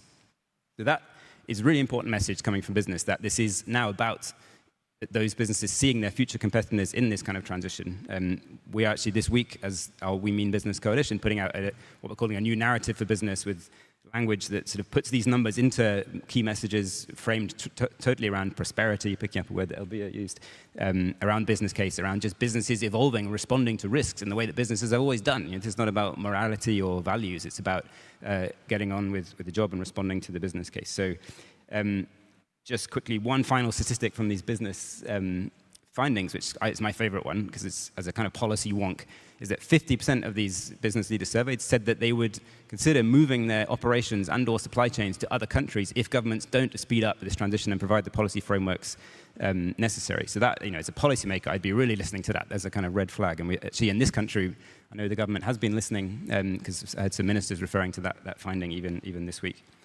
So yeah, just to conclude that, very strong picture on renewables front. It does need the supporting policy, and on the demand side, businesses that we mostly represent, we hear a lot of them talking about electricity costs, as well as the need for policy certainty, access to finance, and skill supply, and so on. Just to quickly touch on that electricity cost one, really important. I mean, you can't just tell people that renewables is the cheapest cost of power. And this is true also of people, citizens, as much as businesses. But it has to really to make sure the market reforms happen so that we're not pricing power based on these volatile gas markets. And and finally getting the incentives straight so that those costs are transmitted. But anyway, thank you for the opportunity to be here. Thank you so much, Andrew, and particularly just picking out those pieces on the need for pace, the risks, more risks as we're seeing in the last few days on fossil fuel supply. And again, I mean, the stats on the energy transition are staggering, and I'm just going to pick another one which you touched upon, but the costs of solar and storage fell 22% just last year. It was the last stat I saw a few days ago, and 43% since 2019. So it's astonishing pace in terms of cost reduction there, but it needs to be felt by businesses and consumers. So I'm delighted to then pass on to Pallavi Singh from the Power and Past Coal Alliance, which I name-checked earlier. I couldn't help it. Pallavi works every day in diplomatic engagement to work to advance coal phase-out globally, and coal really still is a thing. And I'm sure many of you would have seen the last week's long read in the FT talking all about coal in China and India. So very topical. Over to you, Pallavi. What do we need to do globally next? So I thought we'd start off by, since the last London Climate Action Week, the UK exited coal in September 2024. So that is absolutely massive. It's quite funny getting the claps for something like this, but sure. But like an absolutely huge moment. And it really brought it home to me when a few months ago, when myself and a few colleagues went to the National Coal Museum in Wales a few months ago, where it really, really demonstrates the global significance of this. Like, the South Wales was essentially the center of the global coal industry, and so many entire communities have been built around it. So many of us in this room know that it wasn't an easy process to get to this space, but there's so much that we can all learn from this process. And yeah, it's being seen across the OECD as well. So Belgium, Austria, Sweden, Portugal, Slovakia, and just last week, Ireland phased out coal completely. Italy and Spain are on the cusp of a full phase out later this year. Last month, Latin America achieved a key milestone, shelving its last new coal plants. And even in Poland, like long seen, the heart of Europe's coal industry is reducing its coal use by a third and is Europe's fastest growing renewables market. So the change is happening. There's no single model how a country phases out coal, as every country is different. But it's really great to see countries making these strides to implement their coal commitments. But also even outside the OECD, so since 2015, the global pipeline of new coal power plants has fallen by 76%. So that's since the Paris Agreement. So that's huge. But then also looking at the country level, so since 2022, Vietnam has shelved 90% of its planned coal capacity. And in China, solar plus batteries provide cheaper power than coal to meet peak demand. So Matt mentioned the FT piece last week, and some of you who I've spoken to today, we've seen how excited I am that we responded to that with my boss, Julia, with a letter to the editor, essentially saying that our message is, despite the changes in the global political landscape, the economic fundamentals remain unchanged. Coal is not cheap. So the challenge, and what do we need to do next? So there's still so much more to do, like emerging economies. Many of these countries have young coal plants. The cost of capital is high. Demand for electricity is rising. Energy access and affordability are severe issues, and there's still a huge gap in infrastructure investment. So with that, why is this proving so hard? And ultimately, despite the fact renewables are cheaper almost everywhere in the world, many emerging economies are locked into coal use by long-term debts, contracts, inflexible grid systems, and regional economic dependence on coal. Like, the system is built initially for fossil fuels, not for renewables, and there's a lot that needs to happen to get that all working together. But still, despite that, there are some real bright spots of progress with pioneering projects to retire coal power. So in the Philippines, to Vietnam, to Chile, to South Africa, to the Dominican Republic. And a lot of these projects are repurposing coal assets into renewables. So really demonstrating how transitioning away from fossil fuels and ramping up renewables really are two sides of the same coin. So what now? Like, how to really close in on that final, the final piece, and we really need to work together so countries can realize the benefits of the clean transition, and this means working together to retire plants early, stop permitting new coal plants, and delivering job opportunities for people throughout the transition. It is ultimately about people. And to do that, international partners need to work with emerging economies to transform the challenges they face into like competitive advantages and prosperity. So as we look forward to COP30, here are a few things that we should be looking to do to try and really help countries deliver on the implementation that Elba mentioned. So we need to work together to increase the amount of and access to public and private finance for coal retirement. We need to share these lessons. There's so many lessons that can be shared among countries. The number of projects that are eligible for retirement and repurposing need to be lined up so then people know where they can invest. And then lastly, we need to keep continuing to tackle barriers to change, such as regulatory frameworks. Thanks. Thank you so much, Pallavi. And as you said very clearly there, it's often said that our deployment of renewables is not balanced globally, and in lots of our key economies, the investment is not flowing because there is an oversupply, in many cases, of coal generation. And if we let that run for its 40-year lifetime, it is eating up the carbon budget, as we were talking about earlier, in terms of our chances of staying within 1.5 degrees. So that action is needed. Thank you so much, Pallavi.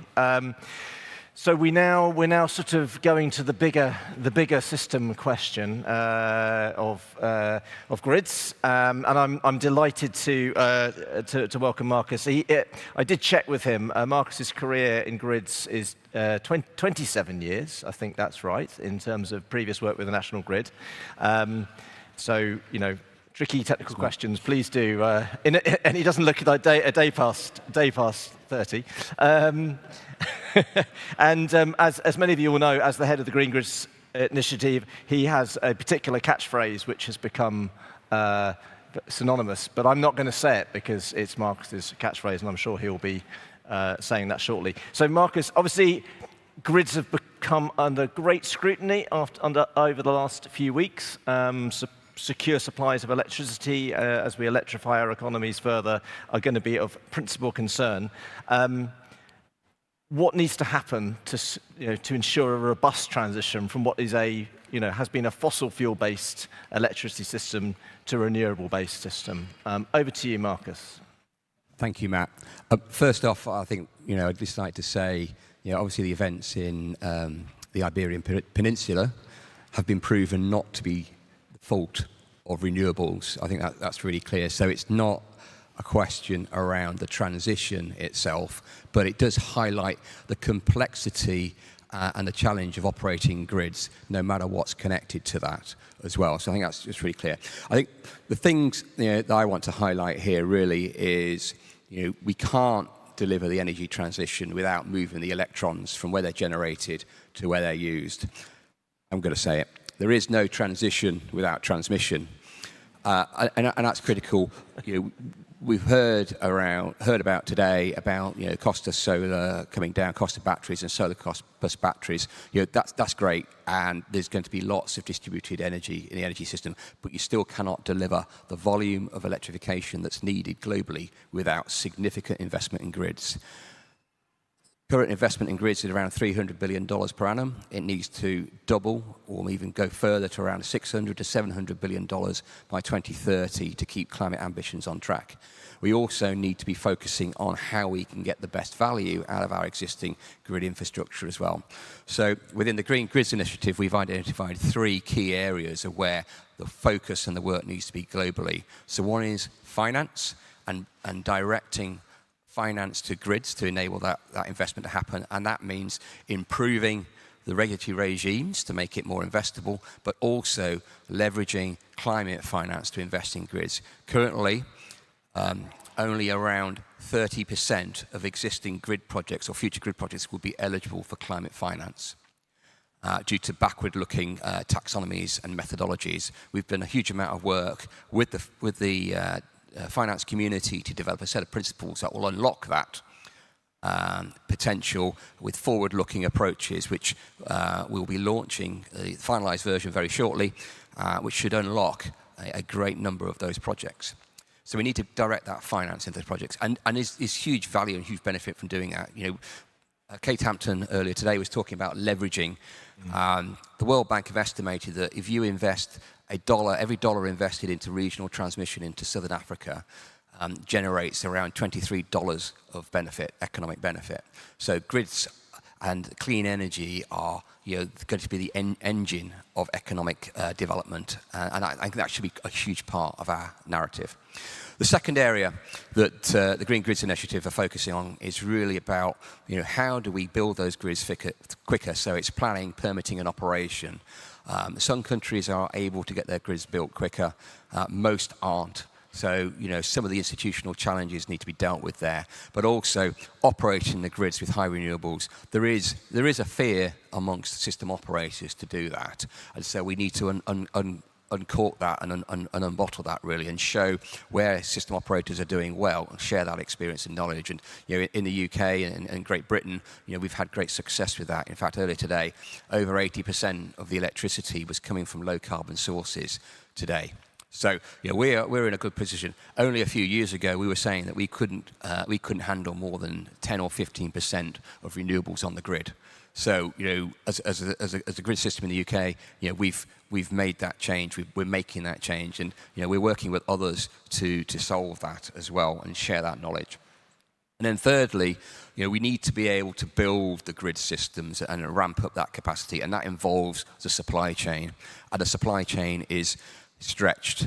It's been, the focus on grids has not been there. So, renewables are being built, but the grids aren't being built, and the supply chain capacity is not there. So we need to find a way to ramp that up sustainably, working with the manufacturers, working with the governments, working with the grid companies and the regulators to ensure there's a sustainable and deliverable system to enable that to happen, because without it, the grids will remain the bottleneck. So bringing those three things together is going to be absolutely critical, and a key part of that is skills, and getting the right roles and the right jobs in place is huge opportunity to build a really strong skilled workforce across all the different regions and in countries. It's a real high quality, high skilled jobs which should be attractive and an important part of the transition. So I'm going to stop there. I could talk forever on this, but I'm going to stop there because I'm conscious that Ben needs to speak as well. So over to you. Thank you. Thank you so much, Marcus. Some very strong messages there on finance, know-how, supply chain, and how these systems are going to operate and how we keep pushing that forward politically. So last but not least, and we're slightly ignoring we have lots of flashing red numbers in front of you. I'm going to allay the fears of our panelists that we started a little late, so we shall finish a little late, but right on time. So over to Ben, who is the chair of the Global Renewables Alliance, as well as CEO of the Global Wind Energy Council. So, I mean, Ben, there are so many things you could share with us. I mean, renewable energy has global supply chains. It's been, facing headwinds and disruption as of any other supply chain this year. There is some differences between deployment of solar and deployment of wind due to those supply chain effects. What's needed for us internationally to accelerate deployment of renewable technologies, in particular wind, to meet our renewable energy targets? Over to you, Ben. Yeah, thanks very much, Matt, and thanks E3G for this event. It's been really interesting today. So maybe just a couple of reflections. I mean, first of all, we formed the Global Renewables Alliance a few years ago and launched it at Sharm el-Sheikh. We then carried out the double down, triple up campaign under the leadership of our CEO, Bruce Douglas, who's sitting over there, who was, I think, one of the loudest voices at COP28 in Dubai, and obviously we were able to help form a coalition around that slogan, and then had 200 countries signing up to this idea of tripling renewable power by 2030. And there was, it's a big number and it's a big target. There is some science behind it. The science behind it was working backwards from the net zero by 2050 report from the IEA and the World Energy Transitions Outlook from IRENA, which were working out what you would need in terms of new generation capacity from renewables to reach to stay within a 1.5 degree world, but then also doubling electricity demand within that. And that's basically the science behind it. It's a huge ambition, but it is necessary to kind of get us to where we want, with the assumption that demand is going to double at the same time. Are we on that trajectory? No, we're not.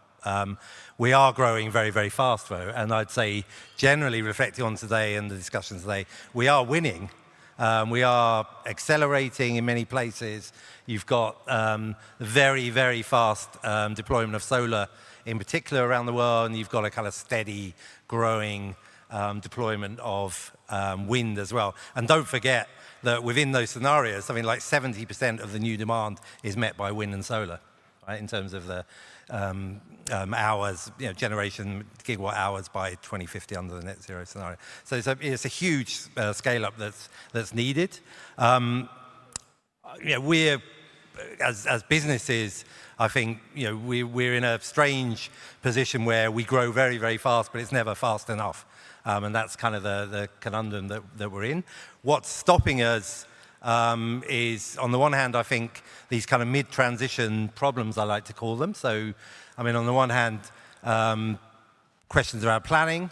It just takes too long to do everything, and there's many places where it's just hard or impossible to do things. So there's legal frameworks that just aren't there to allow you to build. And then for many places, we're talking about new regulatory frameworks. So, for instance, we made huge progress in Southeast Asia politically around the time of Glasgow. And Pallavi mentioned Vietnam. I mean, Vietnam came out with this huge power plan that had coal phase out in it, massive ramp up in renewables. And then since then, not much has been built. And that's just going through the regulatory stages to get to there, right? And there's quite a few countries that are in that stage, and they're coming out of it now. So we're seeing now good growth in South Korea. We're seeing new things happening in Australia. We're seeing the Philippines having its first offshore wind auction in a few weeks' time, and so on. So there's this kind of working through of problems. And then there's markets where you already are deploying huge amounts of power, but the grid can't keep up. And Marcus spoke to that, and that's happening in many, many, many markets. So then you see not enough grids, you see questions around curtailment. So even Brazil right now, I mean, Brazil has been a real leader, has gone massive on the basis of hydropower, wind, solar, and now they're getting massive problems of curtailment, but these are problems to work through, right? And these are things that in the coming years, Brazil will work through. So there's those kind of mid-transition problems of just grid keeping up, getting the regulation to keep up with what the technology and the economics are. And then finally, politics, which Nick talked about this morning, and Catherine McKenna and other people on the panel. We are working through increased political volatility. And I'd say that probably in contrast to how we were looking at things 3 or 4 years ago, political volatility is probably one of the biggest problems that we face. And can planning and plans survive through the political volatility? And this was something Bruce and I were in the and Elbia were in the launch of the Energy Planning Commission that the Brazilian government launched in Rio de Janeiro a few weeks ago, which is a really good initiative ahead of COP to try and get countries to look at that kind of long-term planning, grid, what's necessary to build out infrastructure. And I think one of the things that came across in the panel is how can plans survive the political cycles? And it's no joke anymore. I mean, we're seeing this kind of more volatile climate. And I think the work that E3G does and other people does is going to be more important rather than less important in the years to come. And maybe just to finish, political and diplomatic volatility is no joke when we're talking about supply chains. The idea of trying to make countries choose between one or other big power bloc you can be very, very destructive if you follow the logic. So I think the rest of the world needs to be quite careful before going down the rabbit hole of framing everything as national security or framing everything as a competition around around certain resources. So I'll leave it there. I think as I said, we are winning. We're in a good place, but we definitely need to find out the right way to navigate volatility and keep the political momentum going as well. So I'll leave it there. Thank you. Thank you, Ben. I'm going to say we now have our next panel staring intently at us to move off the stage. So we're perfectly timed. But I was going to say, Elbia, if you would like to make any final reflection on what you've heard, the microphone is yours. It feels only fitting given your responsibilities this year. So. Okay, final and fast. Energy transition as a good business. This is the final reflection. Thank you so much. Well, that's a very, very clear takeaway. We wish you the very, very best in making that stick at your COP this year. Thank you so much to you and to the panel for your very wise interventions. And thank you very much. And over to you, Clarence. Thank you. Thank you. Following this final panel on the new geopolitics of climate action between a rock and a hard place, we're very pleased and honored to be joined by COP30 President Anatoni, who will give a keynote on multilateral cooperation in a multipolar world. But first, our panel. You know. To join me on stage. Where do you want me to sit? So Benoit is here actually. So we are back. Oh, you're here. You're good to. So my good question. No, sorry. So back to. Yeah, send me some stuff. I would love to come in. Good afternoon. Really sit in the order we are coming in. Is that enough? Maybe Ole. Sure. So we finally meet. Great. Good afternoon, everybody, and welcome to the new Geopolitics of Climate Action, the last panel of the day. I'm joined with a fantastic lineup, and we don't have a lot of time, but I think the NATO leaders managed to wrap up a high-level segment in under 2 hours, so I think we can do that. So as on this session, so as climate impacts intensify and the world embarks on a global clean economy transition, the intersection between climate and geopolitics is becoming increasingly complex. So as we know, climate is a threat multiplier that has profound impact on global security and is a driver of crisis worldwide. At the same time, the deployment of clean technologies itself has become a competitive race in itself. Looking back at the afternoon, we've heard on kind of energy, how critical energy, finance, religion, science, all of this is. But while these issues are critical, I'm also very much aware that a lot of NATO leaders are meeting, we're meeting today in The Hague. European leaders will be meeting in Brussels later this week. And I don't know, my impression is they'll only address a fragment of it, if any. So what we try to address in the next 20 minutes or half an hour, depending on how we do, is in a world defined by overlapping crises, armed conflict, economic strain, populism, how accelerating climate breakdown and climate action features on the global agenda. Our panelists are partly well-equipped to discuss this. We have 5 long-standing experts which have worked at the intersection of climate negotiations, foreign policy, geopolitics, including no less than 4 climate envoys, past and future. Past and present, sorry, and future, I guess, I don't think anyone's leaving anytime soon, interacting with their counterparts internationally, with ministers, sometimes head of governments.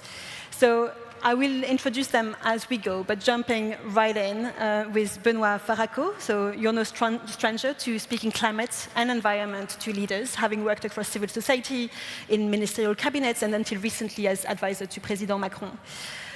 You're France's newest, freshest appointee as climate ambassador, and with this, you're bringing your extensive experience and capacity, actually, to the French and European diplomatic corps in the 11th hour in the preparations to COP30. So very welcome, Ambassador Faraco. I wanted to start with really jump right in the big question. In this day and age, why should leaders put climate at the center, and do they? Is it working? Yeah. Sorry. No, I think the big good news came not from the climate negotiation over the last months, but from the UN conference we organized in Nice a couple of weeks ago, that ended by the commitment to more than 65 countries to ratify the BBNG treaty. Of course, we are all aware that there is a big link between ocean and climate, but I think that what we take from this this UN conference, and it's a good news for COP30, is that multilateralism in the field of environment still matters, and countries and the diplomacy still works. It's a very good news because, of course, we have been challenged collectively, and we will, in the course of the panel, probably continue to exchange of what will be at stakes. But, I mean, in this particular time, ratifying a treaty on something related to the environment and climate is a good news. So we will have also opportunity to demonstrate that multilateralism is working. We have a beautiful agreement at the World Maritime Organization on decarbonizing the bunker fuel and maritime transport. And I think that the key of the success, and when I look at this beautiful picture of myself prior to the adoption of the Paris Agreement, like 10 years ago, I think that the big difference, at least in Europe, but I still believe it's true in most of the G20 countries, is that right now business is on our side. I mean, for many business, of course you will find some CEOs that will question the science and so on. But at the end of the day, when you discuss with business and you engage with business, it matters and it will put a positive pressure on us. And that's for me the big reason of hope in this very, very dark time. It's very good to hear, and I think this echoes a lot of the session on the politics we had earlier. I now turn to Zoji, President and CEO of the Energy Foundation China, with over 2 decades of leadership in climate policy, clean energy, and sustainable development. As senior staff in China's National Center for Climate Change Strategy, you played a key role in China's climate negotiations leading up to the Paris Agreement. So thanks a lot for joining us. I wanted to ask you, I mean, I think following up from what Benoit was saying, like, so why, in a way, like, why does multilateralism matter, and does it matter to China? Sure, the answer is very simple, because every individual emission action can make an impact on the rest of the world. So one emission in China might make impact on Africa. So this is what the science told us. And besides, we live in the era of globalization, no matter you like it or dislike it. I mean, technology, knowledge, information, they flow across continents, countries. And that means we have to work together. And finally, I would also say why it matters for China. So one fact is today, among around 200 countries, 140 countries, they serve as the top trade partner for China. And no need to say the existence of China in the world, I mean, in terms of technology, finance, FDI, or the trade. I mean, you can see China everywhere. And the same thing for China. And within China, when you see the brand of the car, machinery, many goods, and also knowledge, culture, China can also feel very multi-impact from the other parties. That side, today, it's impossible to separate China from the world. The same thing, impossible to separate China from the world from China. And that means multilateralism is something necessary, something you cannot avoid. Great, it's great to hear that. I think the reason why we named this session initially between a rock and a hard place was to think of what the role of Europe as well, between a resurgent US and a very assertive and prominent China, as we've heard. I turn to Jennifer Morgan. So you've long worked at the sharp edge of international climate politics. Most recently as Germany's former state secretary and its first special envoy for international climate action. You really helped steer Europe's response through very turbulent times. So whilst you've recently left this post, you're kind of an incredibly kind of powerful voice on these topics. And I wanted to ask you, like, what do you think kind of Europe can do in that space between kind of China and the US? And also what kind of opportunities do you see for future kind of progress? I think Europe can and must do a great amount. I think if we look at the context in which we're working, I mean, we're talking about climate, but much of everything that Europe stands for right now is at risk and is being attacked, whether it be human rights, whether it be open markets, whether it be rights of indigenous peoples, whether it be climate action. And so I think it's so having an approach that is working from Europe's self-interest, but also, and this is one of my lessons from my time as State Secretary and Special Envoy, how Europe works. How Europe works with other countries is fundamental and I think can make a big difference. So what do I mean by that? Well, the world is not only transactional. It has a risk of turning into that.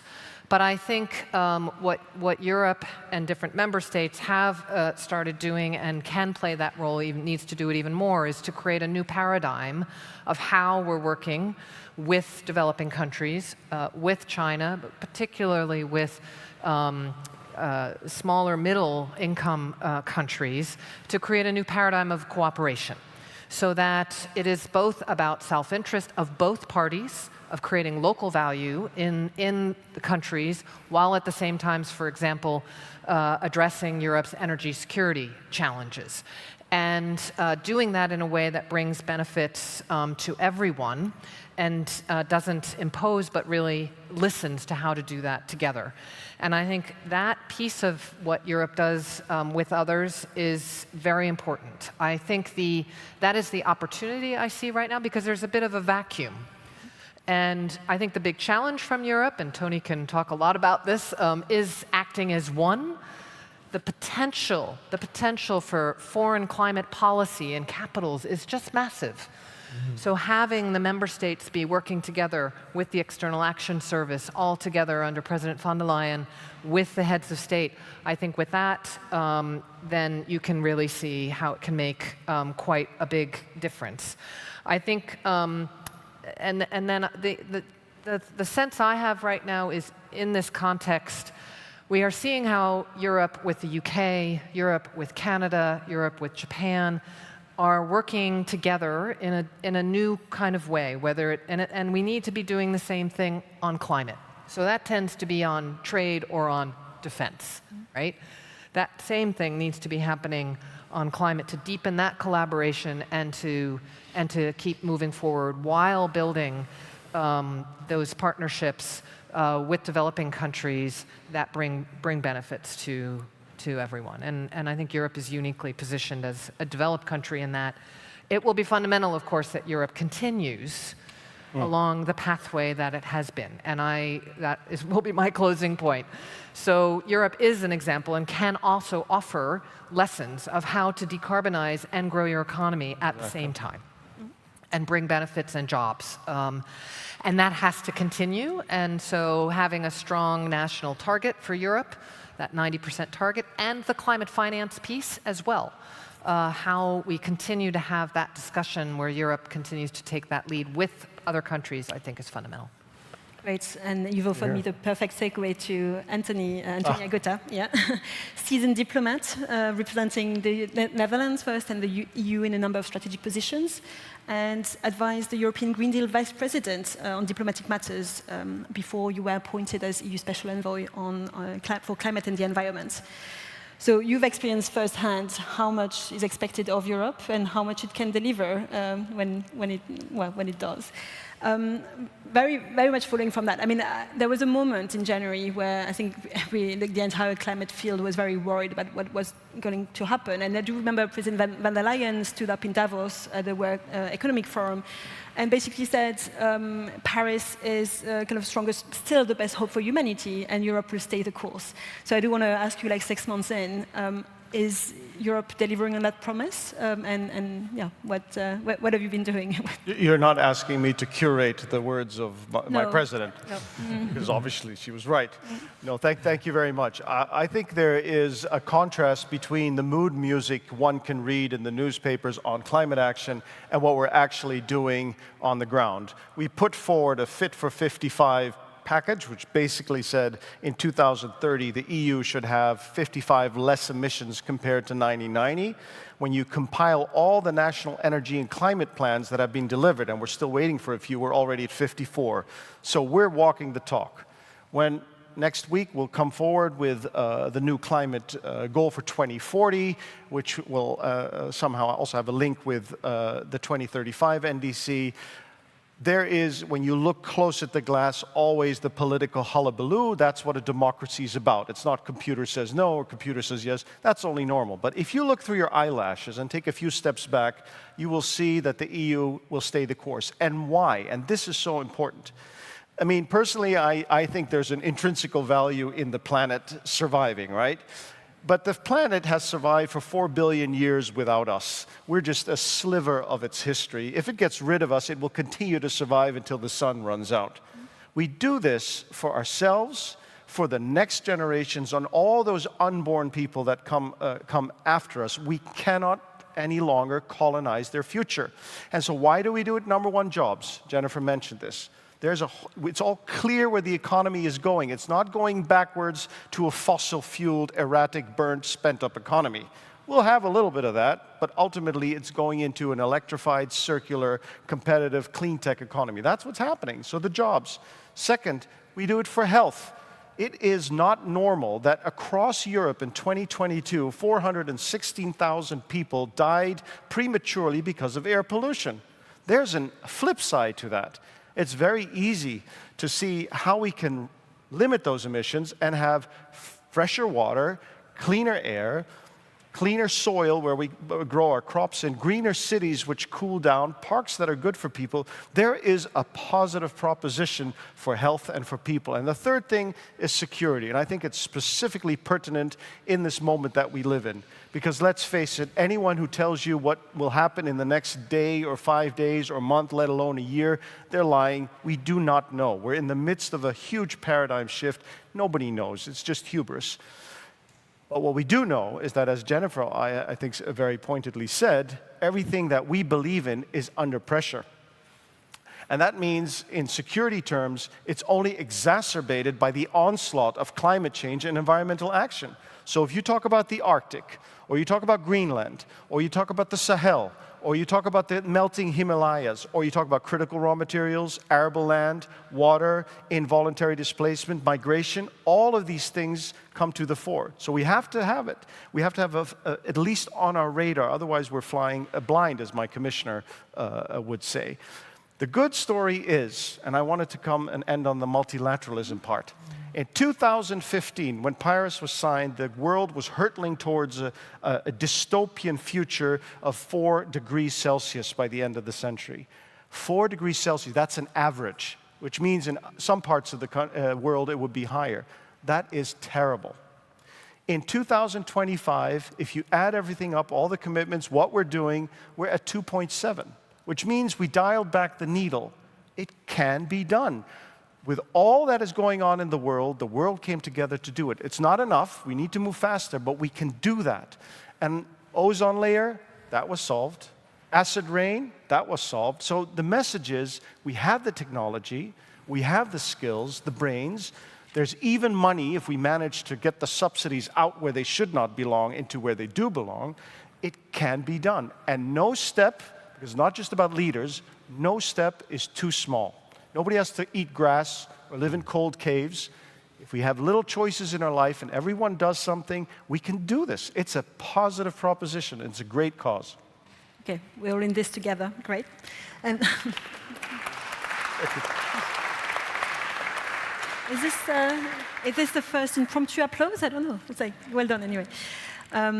Well, last but definitely not least, so Ole Tonke, you've been working at the intersection of development, diplomacy, climate action, and as Denmark's Undersecretary for Development Policy and now also its climate envoy, you're focused on turning solidarity and strategic interest into cooperation. I've also noticed you've had kind of experience in like 3 continents besides Europe. So I did want to ask you how, like in a way, that the EU is reshaping its partnerships, like for resource, especially in a context where action at home matters, kind of the leader, like multilateral conversation matters, but in a way, like how the EU navigates this turn and kind of creates meaningful relationship, I think will be critical for what's to come. So, Ole.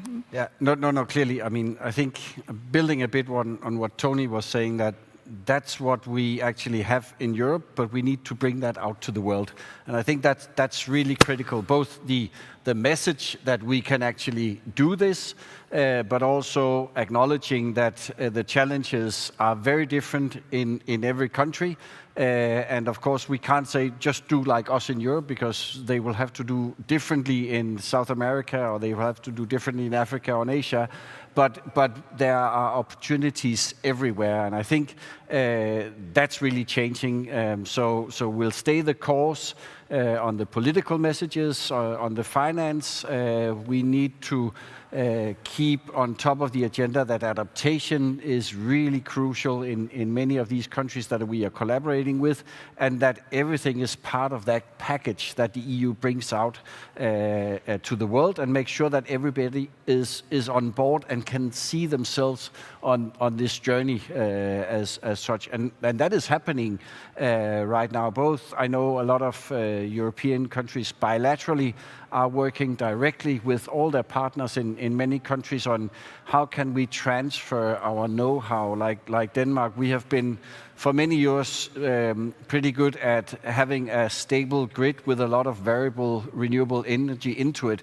We are taking that know-how out to any country who are interested, basically, and say, this is how we do, how can that be adapted here, or etc. And now it's actually us learning a lot from other countries on how they're doing. So that's just an example of what we do, but we have to do it on a much bigger scale, on a European scale, and I think that's coming, and there's a growing recognition that Global Gateway, for instance, is also a climate tool at a global level, and we need to get that out and working.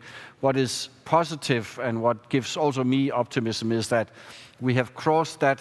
I mean, we talk a lot about tipping points in climate, but there's also a tipping point of when is it a better deal. And I think we've crossed that tipping point right now, because there are so many businesses now making money on green transition. So this idea that, it's very expensive and some countries are free riding because they're not part of the multilateralism on it, I think it's wrong. I think they are the ones who will lose out in the long run when everybody else is running after the green transition deals. So, yeah. Okay, no, thank you very much.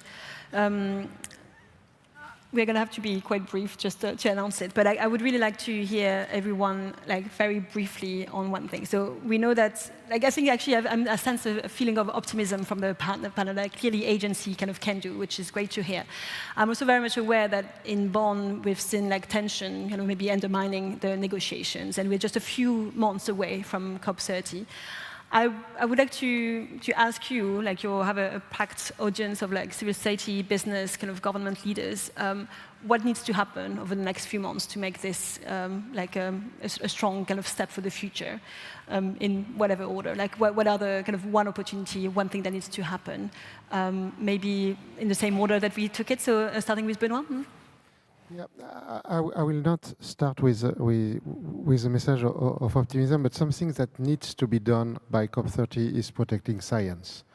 And I think Europe is a safe house for science and scientists. And I think it will be quite relevant, not only because it's part of our key values, but because if we destroy this climate science, which is so useful in our day-to-day life, I mean, it helps us to prevent extreme weather event. It helps us to anticipate a crisis on agriculture and to ensure food security. Science is also helping us, in a way, connecting to technology in developing this new economy. And I think Europe is an harbor for science, and we need probably collectively, and I think that it's also one of the deep wish of the Brazilian presidency to combat disinformation. It will be critical. And I think, of course, in this room, I can think that no one is denying something about climate change, but things that are happening outside, happening on the social media, and we need to start a coalition of goodwill, starting here, but also continuing in Brazil on science and the big battle against disinformation, because it's terribly harmful. Thank you. Turn back to Suchi. Maybe 1 or 2 sentences, if you may. My sentence would be, let's work together. I mean, for civil society, for intergovernmental collaboration, the good news is recently, French environmental minister and also UK Minister Miliband, they visited to Beijing in the past months, and last week, environmental minister, Minister Huang Runqiu, also visited to London, Brussels, and Paris. So this is very good momentum. And now let's work together to prepare a productive and successful COP30. Thank you. So science, EU-China, well, not EU, UK, China. Jennifer, building on togetherness, I think what needs to happen in the next few months beyond connecting the negotiations with the real economy and the real world, which is always a challenge, but needs to happen, because there's so much happening in the real world, it's not coming into the negotiations for various reasons, is we need to build the movement of movements, all of us here, to accelerate the implementation of what we agreed in Dubai. We have a global stop take. 1.5, keeping that in sight. Nature, Para 33, ending deforestation with the timeline. Transitioning away from fossil fuels in a just, orderly, and equitable fashion. Tripling renewables, doubling efficiency. We need all of the action agenda there, and the Brazilian presidency is leading on all of this. But we also need to see a signal from leaders that that's going to happen. And we need COP decisions. We need to make that happen. And I think we can. We don't need a showdown on the floor. We need to listen to each other, have that togetherness feeling that is there, have movements all playing the role, whether it be business, activists, scientists, etc. And we need governments to come together and put that forward. Otherwise, I think what we manage to really have that breakthrough in Dubai will be at risk. Great. Ole Tonke, the Danish presidency of the Council of the EU starts next week. What's on your plate? What needs to happen? Sorry. No pressure. A lot of things needs to happen. I think, I mean, coming a bit out of Bonn, I think, again, I mean, we need to, I mean, we've had 30 COPs, and there's been so much discussion and so much division and really fights both between countries and between blocs. And I think what we need right now is to overcome that. And basically, with the Brazilian presidency saying mutirão, which is, I translate that into, we all need to come to the table and find solutions. Fantastic. Anthony, last word? Yeah, so first of all, I just want to say how much I love that Benoit came up with science and that President von der Leyen and President Macron have an initiative on this, and it's so important in this post-truth world. But I wanted to actually use this opportunity to say something about Jennifer. I have seen Jennifer firsthand at these COPs, running around, making connections, pushing, cajoling, threatening, risking. There's no one, I'm not kidding, there is no one in this world who's worked harder in their active life for this cause. And I just want to thank you on behalf of everything you've done. Thank you. And I want to give a big shout out.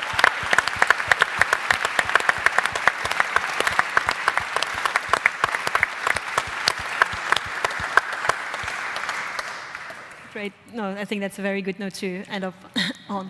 So thank you, Jennifer, but thank you as well, all the other panelists, for your insights and your positive attitude, I must say, on a kind of not the easiest of times. But thank you so much. Thank you.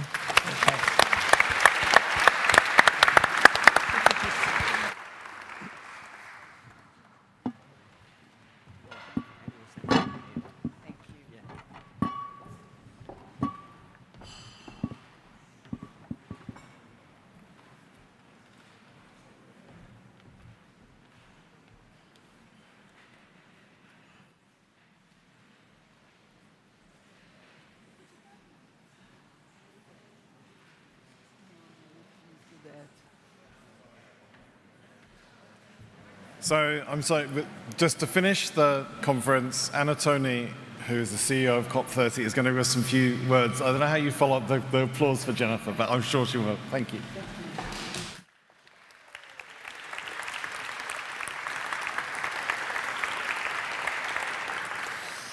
Hello. Is this working? I'm not sure which one is working, but someone is working. Hello, good afternoon. Again, it's really nice to see. Thank you, Jennifer. And yes, you deserved all those applauses, so thank you so, so much. Again, we've been working for so long together. It's really a big pleasure. E3G, thank you so much for putting not only this together, but putting London Climate Week together. London Climate Week has become like the place to go, and this year even more so. And from COP30 presidency, I mean, this is COP30 presidency here. Now, you are part of it, feel part of it. We see we don't see COPs anymore as just as 2 weeks. This is this whole process, and all the debates that we are having here for us is part of COP30. So thank you very much, Nick, for putting all this work together. And I was listening very careful about the debate that we just had. And I love the last panel when everybody was saying what needs to happen at COP30. Because as André Correa do Lago, the president of COP30, is saying, we are in a listening mode, and we'll be in a listening mode until the end of August. So, and after August, we know off we need to go. And his time is running very short. It's 148 days for the COP. So it's not long, and here we are at London Climate Week. And as you all heard, this COP is very different from other COPs, because before we were closing the rule book, and was every COP there was like a very flashy topic that we need to end on the negotiation, NCQG, loss and damage, the globe stock take. Every COP we had like a big flashy topic. This time, and listening to everybody here, there are many topics we need to deliver, not one, many. They perhaps are less flashy, they may give less headlines, but they are as important, because we feel COP30 is inaugurating a new moment of accelerating action. Is a new decade that we need to accelerate action. But before we accelerate action, I think we needed to celebrate everything that has happened during the last 10 years of the Paris Agreement. I would say that we that have been working on climate, we know how much we need to speed up. We know how far we are from 1.5. But let us take just a minute to remember what the world looked like 10 years ago. A lot has been happening in all our countries. Brazil, China, India, UK, Europe, Colombia, every country, we are moving very fast on the energy transition that we saw and are seeing, on nature, protecting deforestation. Many things are happening, and we should be able to express that a lot has been happening, and that has been happening because of multilateralism, because we had the Paris Agreement, because we were able to sit around the table and debate some of the key topics that we all need to move forward with. So we need to celebrate multilateralism, because there are many people out there that wants to destroy multilateralism. And if we don't value, they will not value. So one of the first objectives for us at COP30 is to create an environment that we can continue moving forward together. The word together is as important as moving forward nowadays, because we know that togetherness is important for climate change, that no country can solve the climate change challenge. We need to do that together. And unfortunately, the geopolitics is not helping us. It's not helping us whatsoever. The world has changed 10 times since the Paris Agreement. And last week, President Lula made a very important speech at the G7. He was invited to the G7 in Canada, and he reminded ourselves that the G7 was born 50 years ago, in 1975, And the G7 was born because of the energy crisis of the 70s. We forget that that's why we had the G7, because of the energy crisis of the 70s.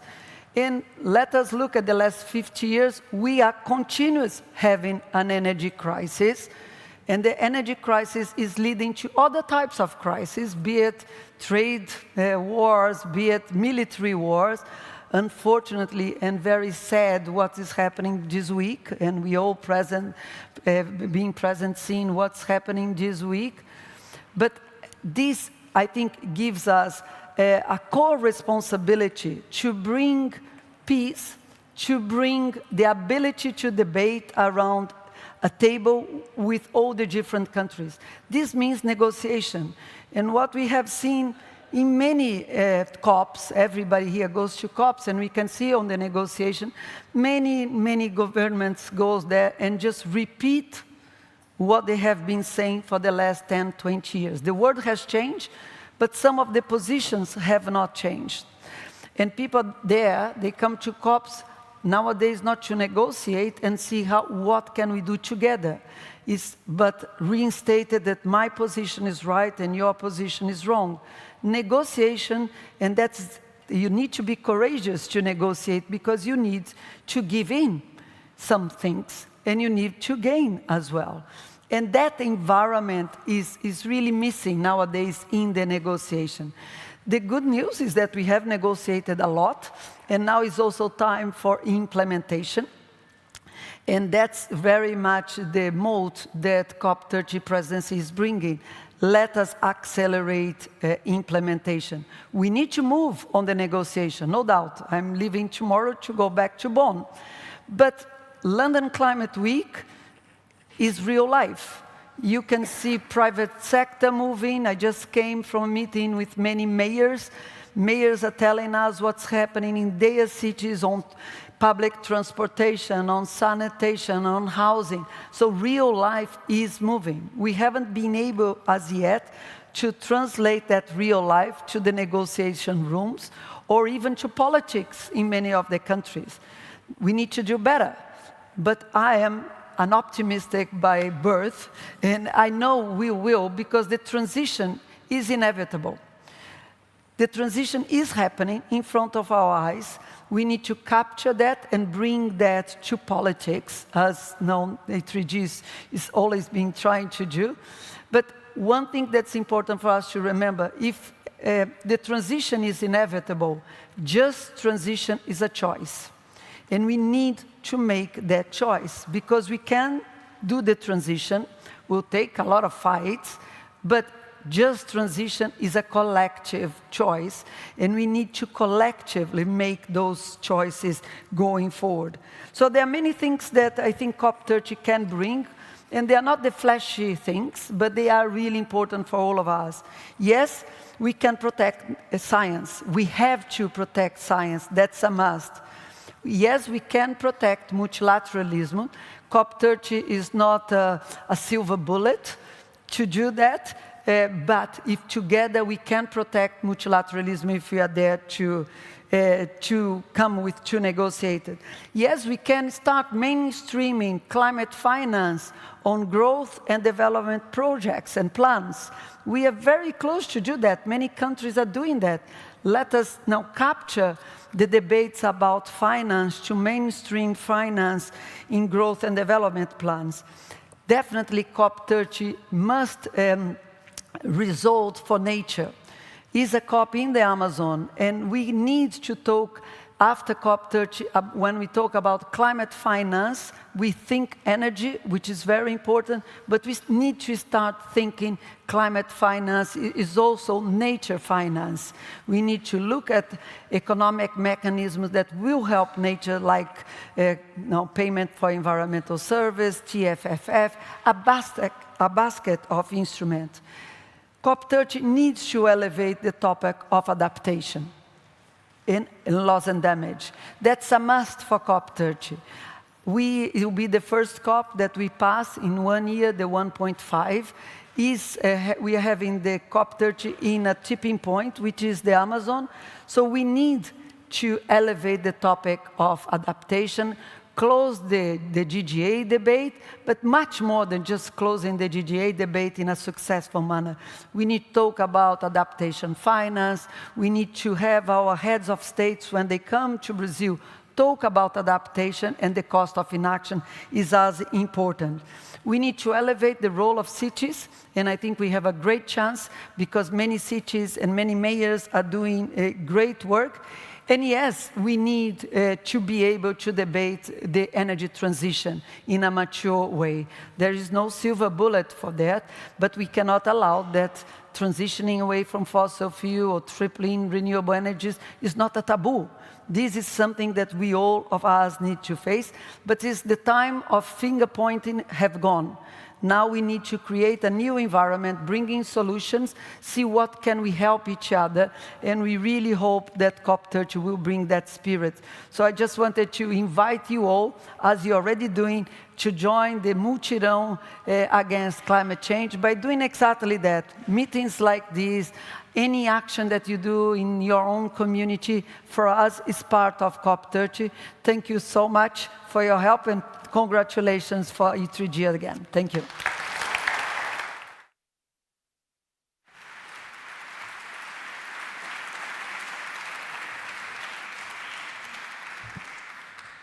So, thank you, Antonio. I couldn't think of a better way to finish this amazing conference. If Brazil can do for the climate process what it did in '92 at Rio for the overall Sustainable Development Agenda, it launched a whole wave of global action on environment. There were no environment ministries before Rio in most countries. They're normal now. We're all going to help. Ask us, tell us what we need to do to help you. It's an amazing task. We're here to help. Thank everybody. There's a reception outside. Thank you to the Global Renewables Alliance for funding that. Really needed. Thank you for sticking with us. We'll be back next year. There's a lot more things to do at London Climate Action Week. Have a great evening, and thank you for staying with us.